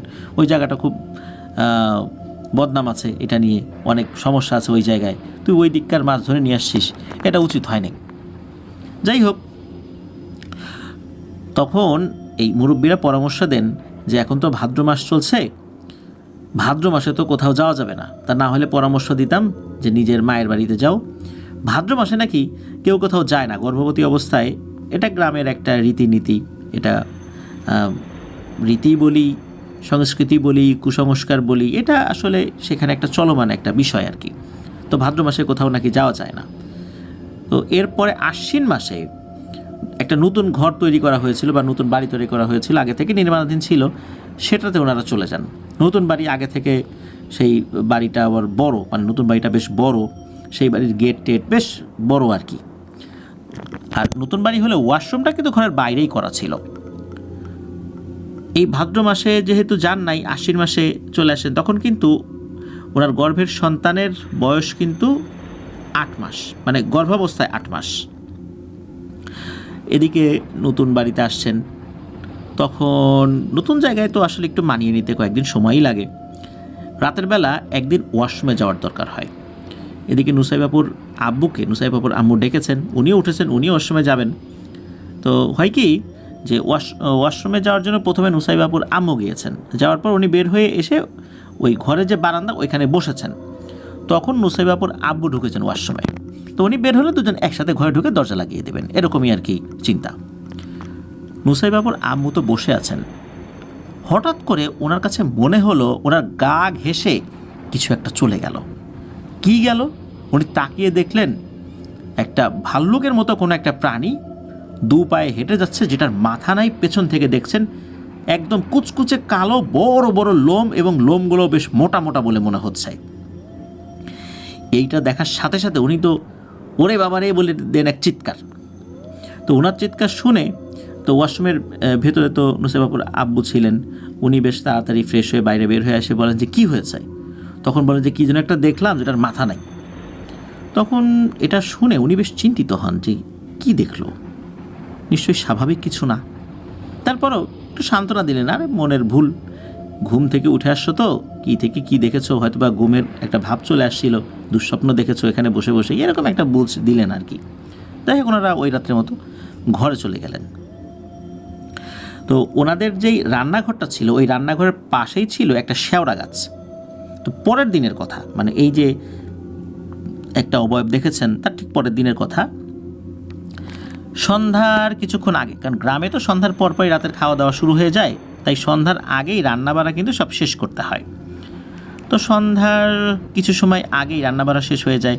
নুসাইবাপুর বাবা বেশ কিছু ছোট ছোট মাছ নিয়ে এসেছিলেন, এই পুঁটি মাছের মতো এরকম কিছু মাছ নিয়ে এসেছিলেন, যেগুলো কেটে তেলে ভেজেছিলেন নুসাইবাপুর আম্মু। তো এর মধ্যে একটা মাছ একটু বেশি ভাজা হয়ে গিয়েছিল, একটু কালো কালো হয়ে গিয়েছিল, বা সেটা ভেঙেও গিয়েছিল। উনি কী করেছেন, ওই মাছটা খেয়ে ফেলেছিলেন আর কি। তারপরে মাছ ওই ভাজা যেগুলো ছিল ওগুলো নিয়ে ঘরে চলে আসেন। সন্ধ্যার আগে উনি ঘরে চলে আসছেন। তো উনি চিন্তা করলেন যাই একটু পুকুর থেকে হাত মুখ ধুয়ে আসি। তো উনি পুকুরের দিকে যখন রওনা দিয়েছেন, তখন তো অন্ধকার হয় নাই, হঠাৎ করে উনি দেখলেন সামনে একটা বিড়াল, বেশ বড় সড়ো একটা বিড়াল। তো এই বিড়ালটা ওনার সামনে দিয়ে হেঁটে ওই পুকুরের দিকেই যাচ্ছে। তো উনি মনে করছেন এটা স্বাভাবিক কোনো বিড়ালই হবে। হঠাৎ করে কি হলো, ওই বিড়ালটা ফুটবলের মতো কিছু একটা গোলাকৃতি আকারের কিছু একটা মতো ধারণ করলো, এবং ওইটা কি করলো, লাফিয়ে লাফিয়ে পুকুরের পানিতে চলে গেল একা একাই। পুকুরের পানিতে ওই বলের মতো জিনিসটা পড়ার সাথে সাথে বানরের মতো কিছু একটা হয়ে গেল, এবং সেটা পানির মধ্যে সাঁতার কাটছে। উনি এটা দেখছেন, দেখার পরও ভয় যে চলে আসবেন এই অনুভূতিটা ওনার হচ্ছিল না ওই সময়। এরপর উনি আবার দেখলেন যে কিছুক্ষণ বানরের মতো ওই প্রাণীটা সাঁতার কাটার পর আবার বলের মতো আকার ধারণ করলো, এবং সেটি পানির উপর লাফিয়ে লাফিয়ে পাশে থাকা একটা গাছে উঠে গেল, এবং কিছুটা ওঠার পর আবার বিড়ালের আকৃতি ধারণ করলো। এই জিনিসটা উনি দেখলেন। আর এই জিনিসটা দেখার পর তখন ওনার সেন্স আসে, আরে এটা কি দেখলাম। তখন উনি বেশ ভয় পান। তো যাই হোক, এই বিষয়টা যখন দেখেন তখন ওই অন্যদেরকে কিন্তু এই বিষয়টা বলেছিলেন, ওনার আত্মীয় স্বজনদেরকে বলেছেন যে এরকম একটা জিনিস দেখলেন। তখন অন্য যারা ছিলেন তারা কিন্তু বিষয়টা এটা স্বাভাবিকভাবে নেন নাই, যে এইটা তো এই অবস্থায় গর্ভাবস্থায় এই বিষয়গুলো দেখা তো ভালো নয়, ক্ষতি হতে পারে গর্ভের সন্তানের। তো যাই হোক, বেশ নজরেই রেখেছিলেন যাতে কোনো সমস্যা না হয়। এর মধ্যে কি হয় যে 9 মাসে ওনার গর্ভের সন্তানের বয়স হয়ে যায় আর কি, 9 মাসে ওনার গর্ভাবস্থা পড়ে যায়। হঠাৎ করে ওনার শারীরিক অসুস্থতা দেখা দেয়। আর এই যে নুসাইবাপুর যে দাদি, উনিও কিন্তু একজন ভালো মানের একজন দায়ী ছিলেন। দায়ী বলতে বোঝায় যে গ্রামে অনেক সময় দেখা যাচ্ছে যে নার্স তো এরকম থাকে না, তখন এই প্রসূতি মায়েদের সেবা করার জন্য যে অভিজ্ঞ মহিলারা থাকেন তাদেরকে দায়ী বলা হয়। তো নুসাইবাপুর দাদি কিন্তু একজন দায়ী ছিলেন। তো উনি হঠাৎ করে শুনতে পেলেন যে নুসাইবাপুর আম্মুর সমস্যা হচ্ছে। তো উনি তাড়াতাড়ি করে চলে আসলেন। আসার পর ওই রাত্রেই নুসাইবা আপুর আম্মু একটা পুত্র সন্তান প্রসব করেন, যার নাম রাখা হয় সুমন। তো পরের দিন যেহেতু ওই বাড়িতে উনি একা, পরের দিন অন্য একটি বাড়িতে নিয়ে যাওয়া হয়, তার মায়ের বাড়িতে, মানে নুসাইবাপুর আম্মুর মায়ের বাড়িতে, মানে নুসাইবাপুর নানা বাড়িতে। ওটা কাছাকাছি ছিল আর কি। তো সেখানে নিয়ে যাওয়ার পর কিছু সমস্যা দেখা দেয়। সেটা হলো যে যেদিন নিয়ে গেল তার পরের দিন দেখা গেল যে নুসাইবাপুর যে নানি, উনি ওই বাড়ির পাশে একটা গাব গাছ ছিল, যেই গাব গাছে কোনো ফল ফুল হতো না, সবাই এটাকে পুরুষ গাব গাছ বলতো। তো ওই পুরুষ গাব গাছের নিচে একটা পাগলি টাইপের একটা মেয়ে, সেই মেয়েটাকে তারা চেনেন, ওই গ্রামেরই। সে কোলে করে নিয়ে যাচ্ছে এই নুসাইবাপুর ভাই সুমনকে। তো প্রতিমধ্যে নুসাইবাপুর নানির সাথে তার দেখা। এই তুই এই বাচ্চা কই নিয়ে যাস? কই নাও নাও, তোমার জামাই নাও। আমার জামাই মানে? বলে হ্যাঁ, তোমার মেয়ের বাচ্চা। তুই এটা নিয়ে কোথায় যাচ্ছিস? আর এই গাব গাছের এখানে তুই আসছিস কেন? তখন কোনো কথা না বলে ওই বাচ্চাটাকে তার কোলে দিয়ে হেঁটে চলে যায়। তখন কিন্তু দুপুর সময়, মানে জোহরের ওয়াক্ত হয়ে গেছে, আজান দেয় নাই। উনি বাচ্চাটাকে কোলে নিয়ে আসেন। কোলে নিয়ে এসে বলতেছেন যে আমার নাতি এই অসময়ে এই গাব গাছের কাছে নিয়ে গেল, ওর মা কি করে? মানে নুসাইবাপুর আম্মু সমতা বেগম, সে কী করে? উনি বাসায় এসে সোজা চলে যান এই সমতা বেগম আন্টির ঘরে। ঘরে ঢুকে উনি একটা অদ্ভুত দৃশ্য দেখতে পান। এই সমতা বেগম আন্টি মনে হচ্ছে উনি অজ্ঞান হয়ে পড়ে আছেন, এমন একটা অবস্থা।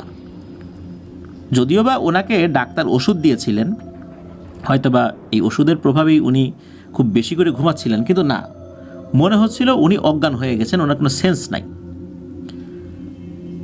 এই বাচ্চাটাকে তাহলে কে নিয়ে গেল? তাও আবার এই সময় গাব গাছের ওখানেই বা কেন? এটা নিয়ে উনি খুব চিন্তিত হয়ে পড়লেন। উনি সমতা বেগম আন্টিকে জ্ঞান ফেরানোর চেষ্টা করলেন, সফল হলেন। তখন তাকে বলা হয় যে এই তোমার ছেলেকে তো নিয়ে যাচ্ছিল। তখন উনি বলেন না তো, আমি কিছু জানি না, কেউ তো আমার কাছে আসে নাই, হঠাৎ করে আমার কী হলো আমি তো আসলে ওইভাবে বলতেও পারি না। ওই রাত থেকেই শুরু হয়ে গেল সমস্যা। এই বাচ্চা রাত থেকে খুব কান্নাকাটি করে, আর রাতের বেলা ওনার ঘরের যেই বেড়া, এই বেড়ার কাছে মনে হয় যে কেউ একজন এসেছে, এই বেড়া ভেঙে ফেলার চেষ্টা করছে, মনে হচ্ছে বেড়া ভেঙে ভেতরে ঢুকে পড়বে, এরকম অবস্থা হচ্ছে। প্রতি রাত্রেই সমস্যা দেখা দিল। আর এই বাচ্চারও এমন সমস্যা দেখা দিল, রাতের বেলা দেখা যাচ্ছে সে লাল বর্ণ ধারণ করে, শরীর নীল বর্ণ ধারণ করে, কখনো কালো কুচকুচে বর্ণ ধারণ করে, কখনো আবার এত ফর্সা সুন্দর চেহারার দেখা যায়। এই বিষয়টা তো স্বাভাবিক নয়। পরের দিন এই নুসাইবাপুর দাদিকে নুসাইবাপুর নানি খবর পাঠান, তারপর আবার নুসাইবাপুর দাদাকেও খবর পাঠান যে আসলে সুমনের অবস্থা তো ভালো না, কেন যেন এরকম হচ্ছে, বেড়াটারা রাতের বেলা কে যেন ভেঙে নিয়ে যেতে চায়, সুমন রাতের বেলা কান্নাকাটি করে। তো এই খবর দেওয়ার উদ্দেশ্য ছিল হচ্ছে যে নুসাইবাপুর দাদা কিন্তু টুকটাক ঝাড়ফুঁক জানতেন মসজিদের, যেহেতু মুয়াজ্জিন, ইমাম, খাদেম তিনটা দায়িত্বই পালন করতেন। তো উনি টুকটাক ঝাড়ফুঁক জানতেন। তো ঝাড়ফুঁক জানার পর উনি আসলেন, এসে উনিও বিষয়টা স্বাভাবিকভাবে আসলে মনে করেন নাই। উনি চিন্তা করলেন যে এটাকে টাহুরা ধরছে, তাছাড়া তো এই রকম আলামত হওয়ার কথা নয়। আর টাহুরা জিন বাচ্চাকে সরাসরি চুরি করে নিয়ে যায়, নিশ্চয়ই এরকম একটা সুযোগ সে পেয়েছিল। এরপর স্থানীয় ভালো একজন কবিরাজকে দেখানো হয়। কবিরাজ এসে দেখার পর উনি বলেন, আরে বাচ্চাটার তো কিছুই নাই, সব শেষ করে ফেলছে, এমন সময় আমার কাছে আনা হলো, আমি তো কিছুই করতে পারবো না, তারপরও দেখি কি করা যায়। এরপর উনি কচু গাছের একটা ডগা এটা কেটে নিয়ে আসলেন। কেটে আনার পর ওই বাচ্চার সাইজে উনি মাপ দিলেন। মাপ দেওয়ার পর কিছু ঝাড়ফুঁক করলেন। সকলের সামনেই দেখা গেল যে ওই কচু গাছের ডগাটা 4 আঙ্গুল ছোট হয়ে গেছে। উনি আবারও মাপ দিলেন বাচ্চার মাপের সাথে, দেখলেন যে আসলেই 4 আঙ্গুল ছোট হয়ে গেছে, যেটার লক্ষণ ভালো নয়। তার মানে হচ্ছে যে আসলেই টাহুরা একে আক্রমণ করেছে। উনি আবার অন্য আরও একটি কচু গাছের ডগা নিয়ে আবার মাপ দেওয়া শুরু করলেন এবং ঝাড়ফুঁক শুরু করলেন। এবারও দেখা গেল ওই নতুন কচু গাছের ডগাটাও 4 আঙ্গুল ছোট হয়ে গেছে। তখন উনি বললেন, না, এর আর কিচ্ছু নাই, একে বাঁচানো সম্ভব না, আল্লাহর কাছে দোয়া করো, আল্লাহ তাআলা চাইলে ভালো হবে, তাছাড়া কোনো ঝাড়ফুঁকে কাজ হবে না, ওর সব শেষ করে ফেলেছে, ওকে চিকিৎসা করে কোনো লাভ নাই। তারপরও আসলে মা বাবা তারা তো চেষ্টা করবেনই তাদের সর্বোচ্চটা দিয়ে সন্তানকে বাঁচানোর জন্য। ওনারা চেষ্টা করেছিলেন, তবে মাসখানেক বেঁচে ছিলেন। এক রাত্রে হঠাৎ করে এই যে সুমন, যে এই নুসাইবা আপুর সবার বড় ভাই, ওই রাত্রে অদ্ভুত এক ধরনের শব্দ করছে। সাধারণত বৃদ্ধ মানুষরা অসুস্থ থাকলে যেরকম শব্দ করে ওই রকম শব্দ। তো এই শব্দ যখন করছে তখন এই নুসাইবা আপুর দাদি উনি বুঝতে পেরেছিলেন যে বিষয়টা স্বাভাবিক নয়। তখন উনি বলছেন যে এই শব্দ করবি না, তাহলে কিন্তু তোর আগুনের ছ্যাঁকা দেবো। যেই না এই কথা বলে আর থেমে যায়। অদ্ভুত ব্যাপার, সে তো এরকম কথা বোঝার কথা নয়। আগুনের ছ্যাঁকা দেওয়ার কথা শুনলেই কেন থেমে যায়, বিষয়টা রহস্যজনক। ওই রাত্রে হঠাৎ করেই মা মা স্পষ্টভাবে মা মা বলে ডাকতে থাকেন এই সুমন। মাত্র 3 মাসও বয়স হয় নাই তখন, মানে এই অসুস্থতা নিয়েই কিন্তু কয়েক মাস পার হয়ে গেছে। এত ছোট বাচ্চা কিন্তু মা মা শব্দ করার কথা নয়, কিন্তু স্পষ্টভাবে মা মা শব্দ করছিলেন তিনি। ওই রাত্রের পরে আর মাত্র কয়েকটি রাত সুমন জীবিত ছিল, এরপর সে মারা যায়।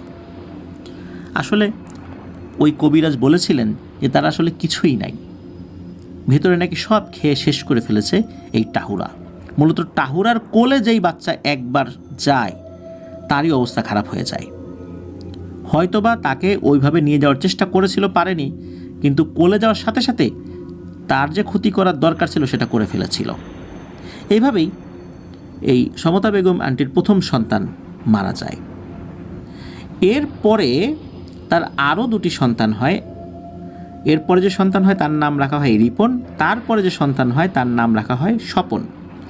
এই 2 জন স্বাভাবিকভাবেই বেড়ে উঠছিল, কোনো সমস্যা হচ্ছিল না। এরপরে আরও একজন সন্তান জন্ম নেয় যার নাম হচ্ছে রাজীব। তো এই রাজীবের বয়স যখন কয়েক মাস, 3 মাস বা 4-5 মাস এরকম হবে আর কি, তো তখন এই রিপন, স্বপন এবং রাজীবকে সাথে নিয়ে এই নুসাইবা আপুর বাবা মা একটা জায়গা থেকে আসছিলেন। তো সন্ধ্যা হয়ে যাচ্ছিল এরকম একটা ভাব। তো নুসাইবা আপুর আব্বু কী করেছেন, আধা কেজি মুড়ি কিনেছিলেন, মুড়ি কিনে আসছিলেন আর কি। তো ওই রাত্রে বাড়িতে আসার পরই কিছু সমস্যা দেখা দেয়। এই যে রাজীব, তিনি কান্নাকাটি করতে থাকেন, তার শরীরে জ্বর আসে, এরকম একটা অবস্থা। বিষয়টাকে আসলে স্বাভাবিকভাবে ওনারা নিয়েছিলেন, কারণ হচ্ছে যে এমনটা আসলে হওয়াটা কি স্বাভাবিক নয়, বাচ্চাদের তো অসুখ বিসুখ হতেই পারে। এর কয়েকদিন পর হয় কি, এই যে যিনি এই যে রাজীব, যে তাকে কোলে নিয়ে এই নুসাইবা আপুর আম্মু একটা জায়গায় গিয়েছিলেন, বেশ একটা দূরে জায়গায়, একটা ডাক্তারের কাছে গিয়েছিলেন মূলত এই অসুস্থতার কারণে, একটু জ্বর এসেছিল। তো ডাক্তারকে দেখাতে দেখাতে বেশ দেরি হয়ে যায়। তখন উনি কী করেছেন, ওই দিন তো যেহেতু বাইরে গিয়েছে, একটা নতুন শাড়ি পরে গিয়েছেন, আবার যাওয়ার আগে তেলে ভাজা পিঠা খেয়ে গিয়েছিলেন। এখন দিনের বেলা গিয়েছেন, এটা তো আহামরি খুব বেশি জটিল কিছু না, এই চিন্তা করেই উনি গিয়েছেন। তো ফেরত যখন আসবেন এদিকে বাসায় তার 2 সন্তান রিপন এবং স্বপন, বাচ্চা দুটো না খেয়ে আছে, তাড়াতাড়ি বাসায় যেতে হবে। তো ডাক্তার দেখানোর পর উনি বাড়িতে যাওয়ার জন্য একটা শর্টকাট রাস্তা ধরেন। শর্টকাট রাস্তা যেদিক দিয়ে ধরেছেন ওইটা মূলত একটা খাল, আশেপাশে ময়লা আবর্জনা আছে, একটা নর্দমার মতো, ওই পাশ দিয়ে উনি যাচ্ছিলেন আর কি। তো ওই দিক দিয়ে উনি অল্প সময়ের মধ্যে বাড়িতে চলেও আসেন। কিন্তু ওই রাত থেকেই শুরু হয় একটা সমস্যা। মূলত যে ডাক্তারের কাছে গিয়েছেন সেই ডাক্তারের নাম হলো গোপাল ডাক্তার, বেশ নাম করা এলাকায় ছিলেন আর কি সেই গোপাল ডাক্তার। তো উনি বাড়িতে যখন চলে আসছেন, বাড়িতে চলে আসার পর ওই রাত থেকে শুরু হয় সমস্যা। এই যে রাজীব যিনি, তিনি অসুস্থ হয়ে পড়েন, ভালো হয় না। এরপর বেশ কিছু কবিরাজ দেখানো হয়, কবিরাজরাও কিছু বলতে পারে না, ও হয়তো শুধু টাকা পয়সা নেয়। এরপর আরও একজন কবিরাজ, যতদূর সম্ভব তার নাম বলেছিলেন ওহাব কবিরাজ, তাকে দেখানো হয়। তো উনি যখন দেখেছেন তখন উনি ওনার মতো করে, ওনার একটা দল আছে জিকির আজগার করে তার উপর জিন হাজির করেন। যেই জিনটা মূলত আসর করেছিল বলে সন্দেহ করা হচ্ছিল এই রাজীবের উপরে, তাকে হাজির করার চেষ্টা করেন। তো হাজির করতে এক সময় সক্ষম হন। যখন হাজির করা হয় তখন কিন্তু বেশ অনেক ধরনের মিষ্টি রাখা হয়েছিল, ফল রাখা হয়েছিল, কয়েক সের দুধ রাখা হয়েছিল। হাজির হওয়ার পর করে কি, এই সব খাবার খেয়ে ফেলে, এক নিঃশ্বাসে সবটুকু দুধ খেয়ে ফেলে, অন্য খাবারও খেয়ে ফেলে। এরপর বলছে যে এই 2টাকে আমি নিয়ে যাব, আর 2টাকে যদি নিতে না পারি 1টাকে আমি অবশ্যই নেব। এখন কবিরাজ বলছেন যে কেন তুই এই 2টাকে নিবি? তখন বলছে যে আমি একটা হিন্দু সন্ন্যাসী গোছের জিন, আমি ওইখানে ওই সময় শুয়েছিলাম, ও নতুন শাড়ি পরে বাচ্চা কোলে নিয়ে ওদিক দিয়ে যাচ্ছিল, আবার ভাজা পিঠা খেয়ে, মানে তেলে ভাজা পিঠা খেয়ে আবার বাড়ি থেকে বের হয়েছিল। ও যাওয়ার সময় আমার শরীরের উপরে পাড়া দিয়ে চলে যায়। একে তো তেলে ভাজা পিঠা খেয়েছে, নতুন শাড়ি পরা ছিল, আর আমার শরীরের উপর পাড়া দিয়ে গেছে, যাতে আমার অনেক ক্ষতি হয়েছে। ওদের 2জনকে অথবা যে কোনো একজনকে নিয়ে যেতে পারলেই সেই ক্ষতি আমার পূরণ হবে, সুতরাং একজনকে আমি নেবই। এদিকে কবিরাজ বলছে যে তুমি খাসি নাও, গরু নাও, অন্য কিছু নাও, যা চাও তাই দেব, কিন্তু ওকে নিও না। তখন বলছেন যে না, আমি নেবই। এদিকে ঝাড়ফুঁক শুরু হয়েছে, রুকিয়া শুরু হয়েছে। সেখানে এই যেই স্বপন যিনি, মানে নুসাইবা আপুর ওই সময়ের যিনি মেজ ভাই, সুমন ভাই তো মারাই গেছেন অল্প বয়সেই, কয়েক মাস বয়সে। এরপর তো রিপন, স্বপন, রাজীব, তাহলে মেজ ভাই হচ্ছে স্বপন। স্বপন ওখানে উপস্থিত ছিলেন, তার সমস্যা শুরু হয়ে যায়। ওই ঝাড়ফুঁকে এই রাজীব সুস্থ হলেও স্বপন ভাইয়ের সমস্যা শুরু হয়ে যায়। আবার ঝাড়ফুঁক করানো হয়, সেই কবিরাজ কানা হয়। তখন ওই জিনটা বলে আমি এই ছেলেটাকে নিয়ে যাব, মানে স্বপনকে নিয়ে যাব। আবার ঝাড়ফুঁক করা হয়, তখন রাজীবকে ধরে। আবার ঝাড়ফুঁক করানো হলে বলে যে আমি রাজীবকে নিয়ে যাব। এইভাবে কোনোভাবেই কিছু হচ্ছিল না, একজনকে ছাড়ে তো আরেকজনকে ধরে। বলা হলো যে একজনকে সে নেবেই।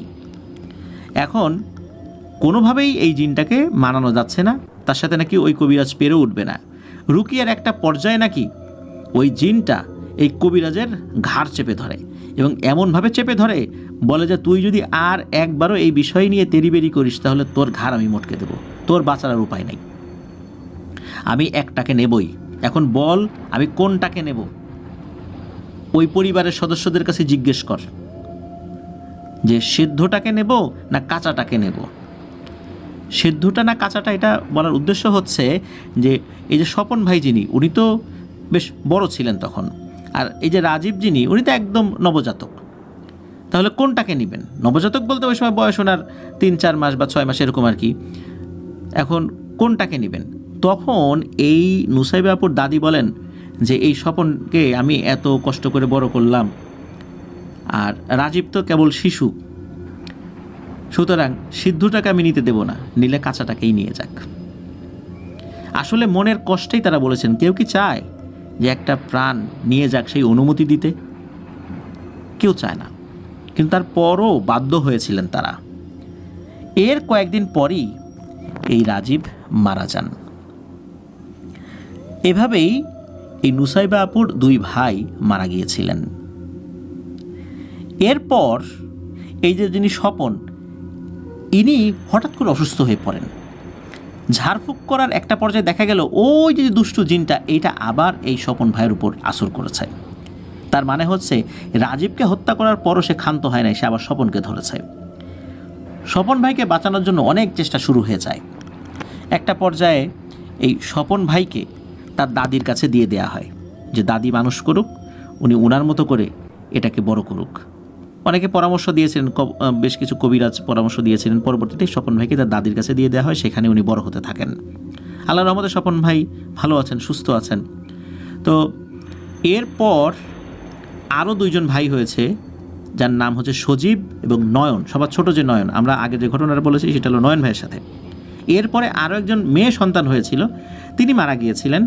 তারপরে এই নুসাইবা আপু, তারপরে আর কোনো সন্তানাদি হয়নি। এখন যারা জীবিত আছেন তারা হচ্ছেন রিপন, স্বপন, সজীব, নয়ন এবং নুসাইবা, এই 5 জন এখন আছেন। প্রিয় লিসেনার্স, আসলে একটা ব্যাপার সেটা হলো যে এই যে আমরা বলি কুসংস্কার, গ্রামের লোকজন এইটা বলে ওইটা বলে, এটা করতে মানা করে ওইটা করতে মানা করে, আসলে ওনাদের একটা দীর্ঘদিনের অভিজ্ঞতা রয়েছে। এই ধরনের ঘটনা যারা প্রত্যক্ষ করেছেন তারা তো বলবেনই যে দুপুরবেলা এরকম জায়গায় যেও না, গর্ভাবস্থায় এরকম ময়লা আবর্জনা যেখানে আছে সেই রাস্তা দিয়ে এসো না, এরকম তো বলবেনই। এটা কুসংস্কার নয়। এই সমস্ত জায়গাগুলোতে দুষ্টু জিনেরা আস্তানা গেড়ে থাকে। আর ছোট বাচ্চা এবং নারীরা এই ধরনের জিনের আক্রমণের শিকার সবচাইতে বেশি হয়। আর টাহুরা জিনের ঘটনা তো আমরা এর আগেও বলেছি, এগুলো কি দুর্ধর্ষ প্রকৃতির হয়। এদের টার্গেটই থাকে শুধু বাচ্চাদেরকে তারা নিয়ে যাবে। বাচ্চাদেরকে যদি তারা নিয়ে যেতে পারে সেটাকে তো খেয়ে ফেলবে, আর যদি একবার নজর দিয়ে ফেলে তাহলে ওর ভেতরে সব কিছু শেষ করে ফেলবে, যেটা হয়েছিল এই সুমনের সাথে। প্রিয় লিসেনার্স, ঘটনাটি 34 মিনিটের একটি অডিও ক্লিপ ছিল। আমি জানি না সমতা আন্টি যখন শুনবেন আমি ঠিকঠাক মতো বলতে পেরেছি কিনা। আমি যদি কোথাও ভুল বলে থাকি আন্তরিকভাবে ক্ষমা প্রার্থী। আমি যতটুকু বুঝতে পেরেছি আমি সেভাবে উপস্থাপন করলাম, আশা করছি লিসেনাররাও বুঝতে পেরেছেন। প্রিয় লিসেনার্স, এটি ছিল ঘটনা, আর এই ঘটনার মাধ্যম দিয়েই আমরা আমাদের এবারের মুন্সিগঞ্জ স্পেশাল এপিসোডের সমাপ্তি টানতে চাই।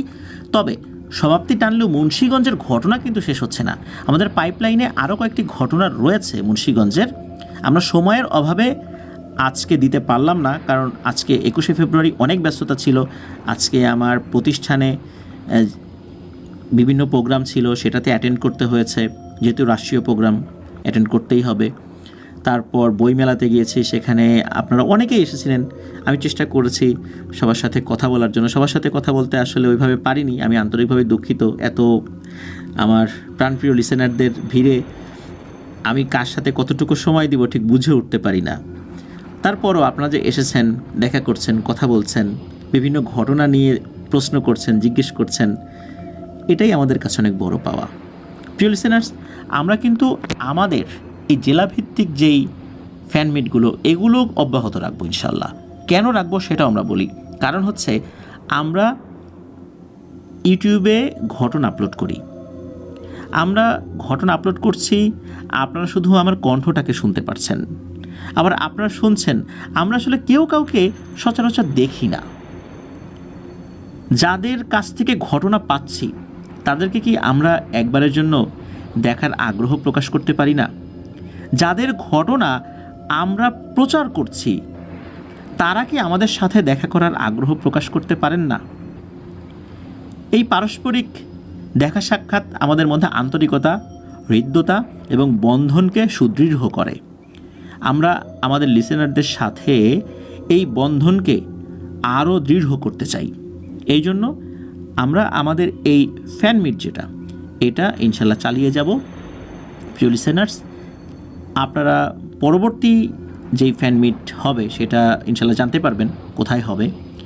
সেখানে ইনশাল্লাহ আরও অনেকের উপস্থিতি আমরা কামনা করছি। প্রিয় লিসেনার্স, আপনাদের কাছে সত্যি আমরা কৃতজ্ঞ। আমরা ফ্যান বলতে এটি একটা শব্দ মাত্র, এটি প্রচলিত একটি শব্দ, কিন্তু আসলে আমরা পারস্পরিকভাবে প্রত্যেকেই প্রত্যেকের ফ্যান। আমরা আপনাদের ঘটনার ফ্যান, আপনারা আমাদের চ্যানেলের ফ্যান। আসলে আমরা একে অন্যের পরিপূরক। আমরা কেউ স্বয়ংসম্পূর্ণ ওইভাবে নই। স্বয়ংসম্পূর্ণ যদি কেউ থেকে থাকেন সেটা মহান আল্লাহ সুবহানাহু ওয়া তাআলা।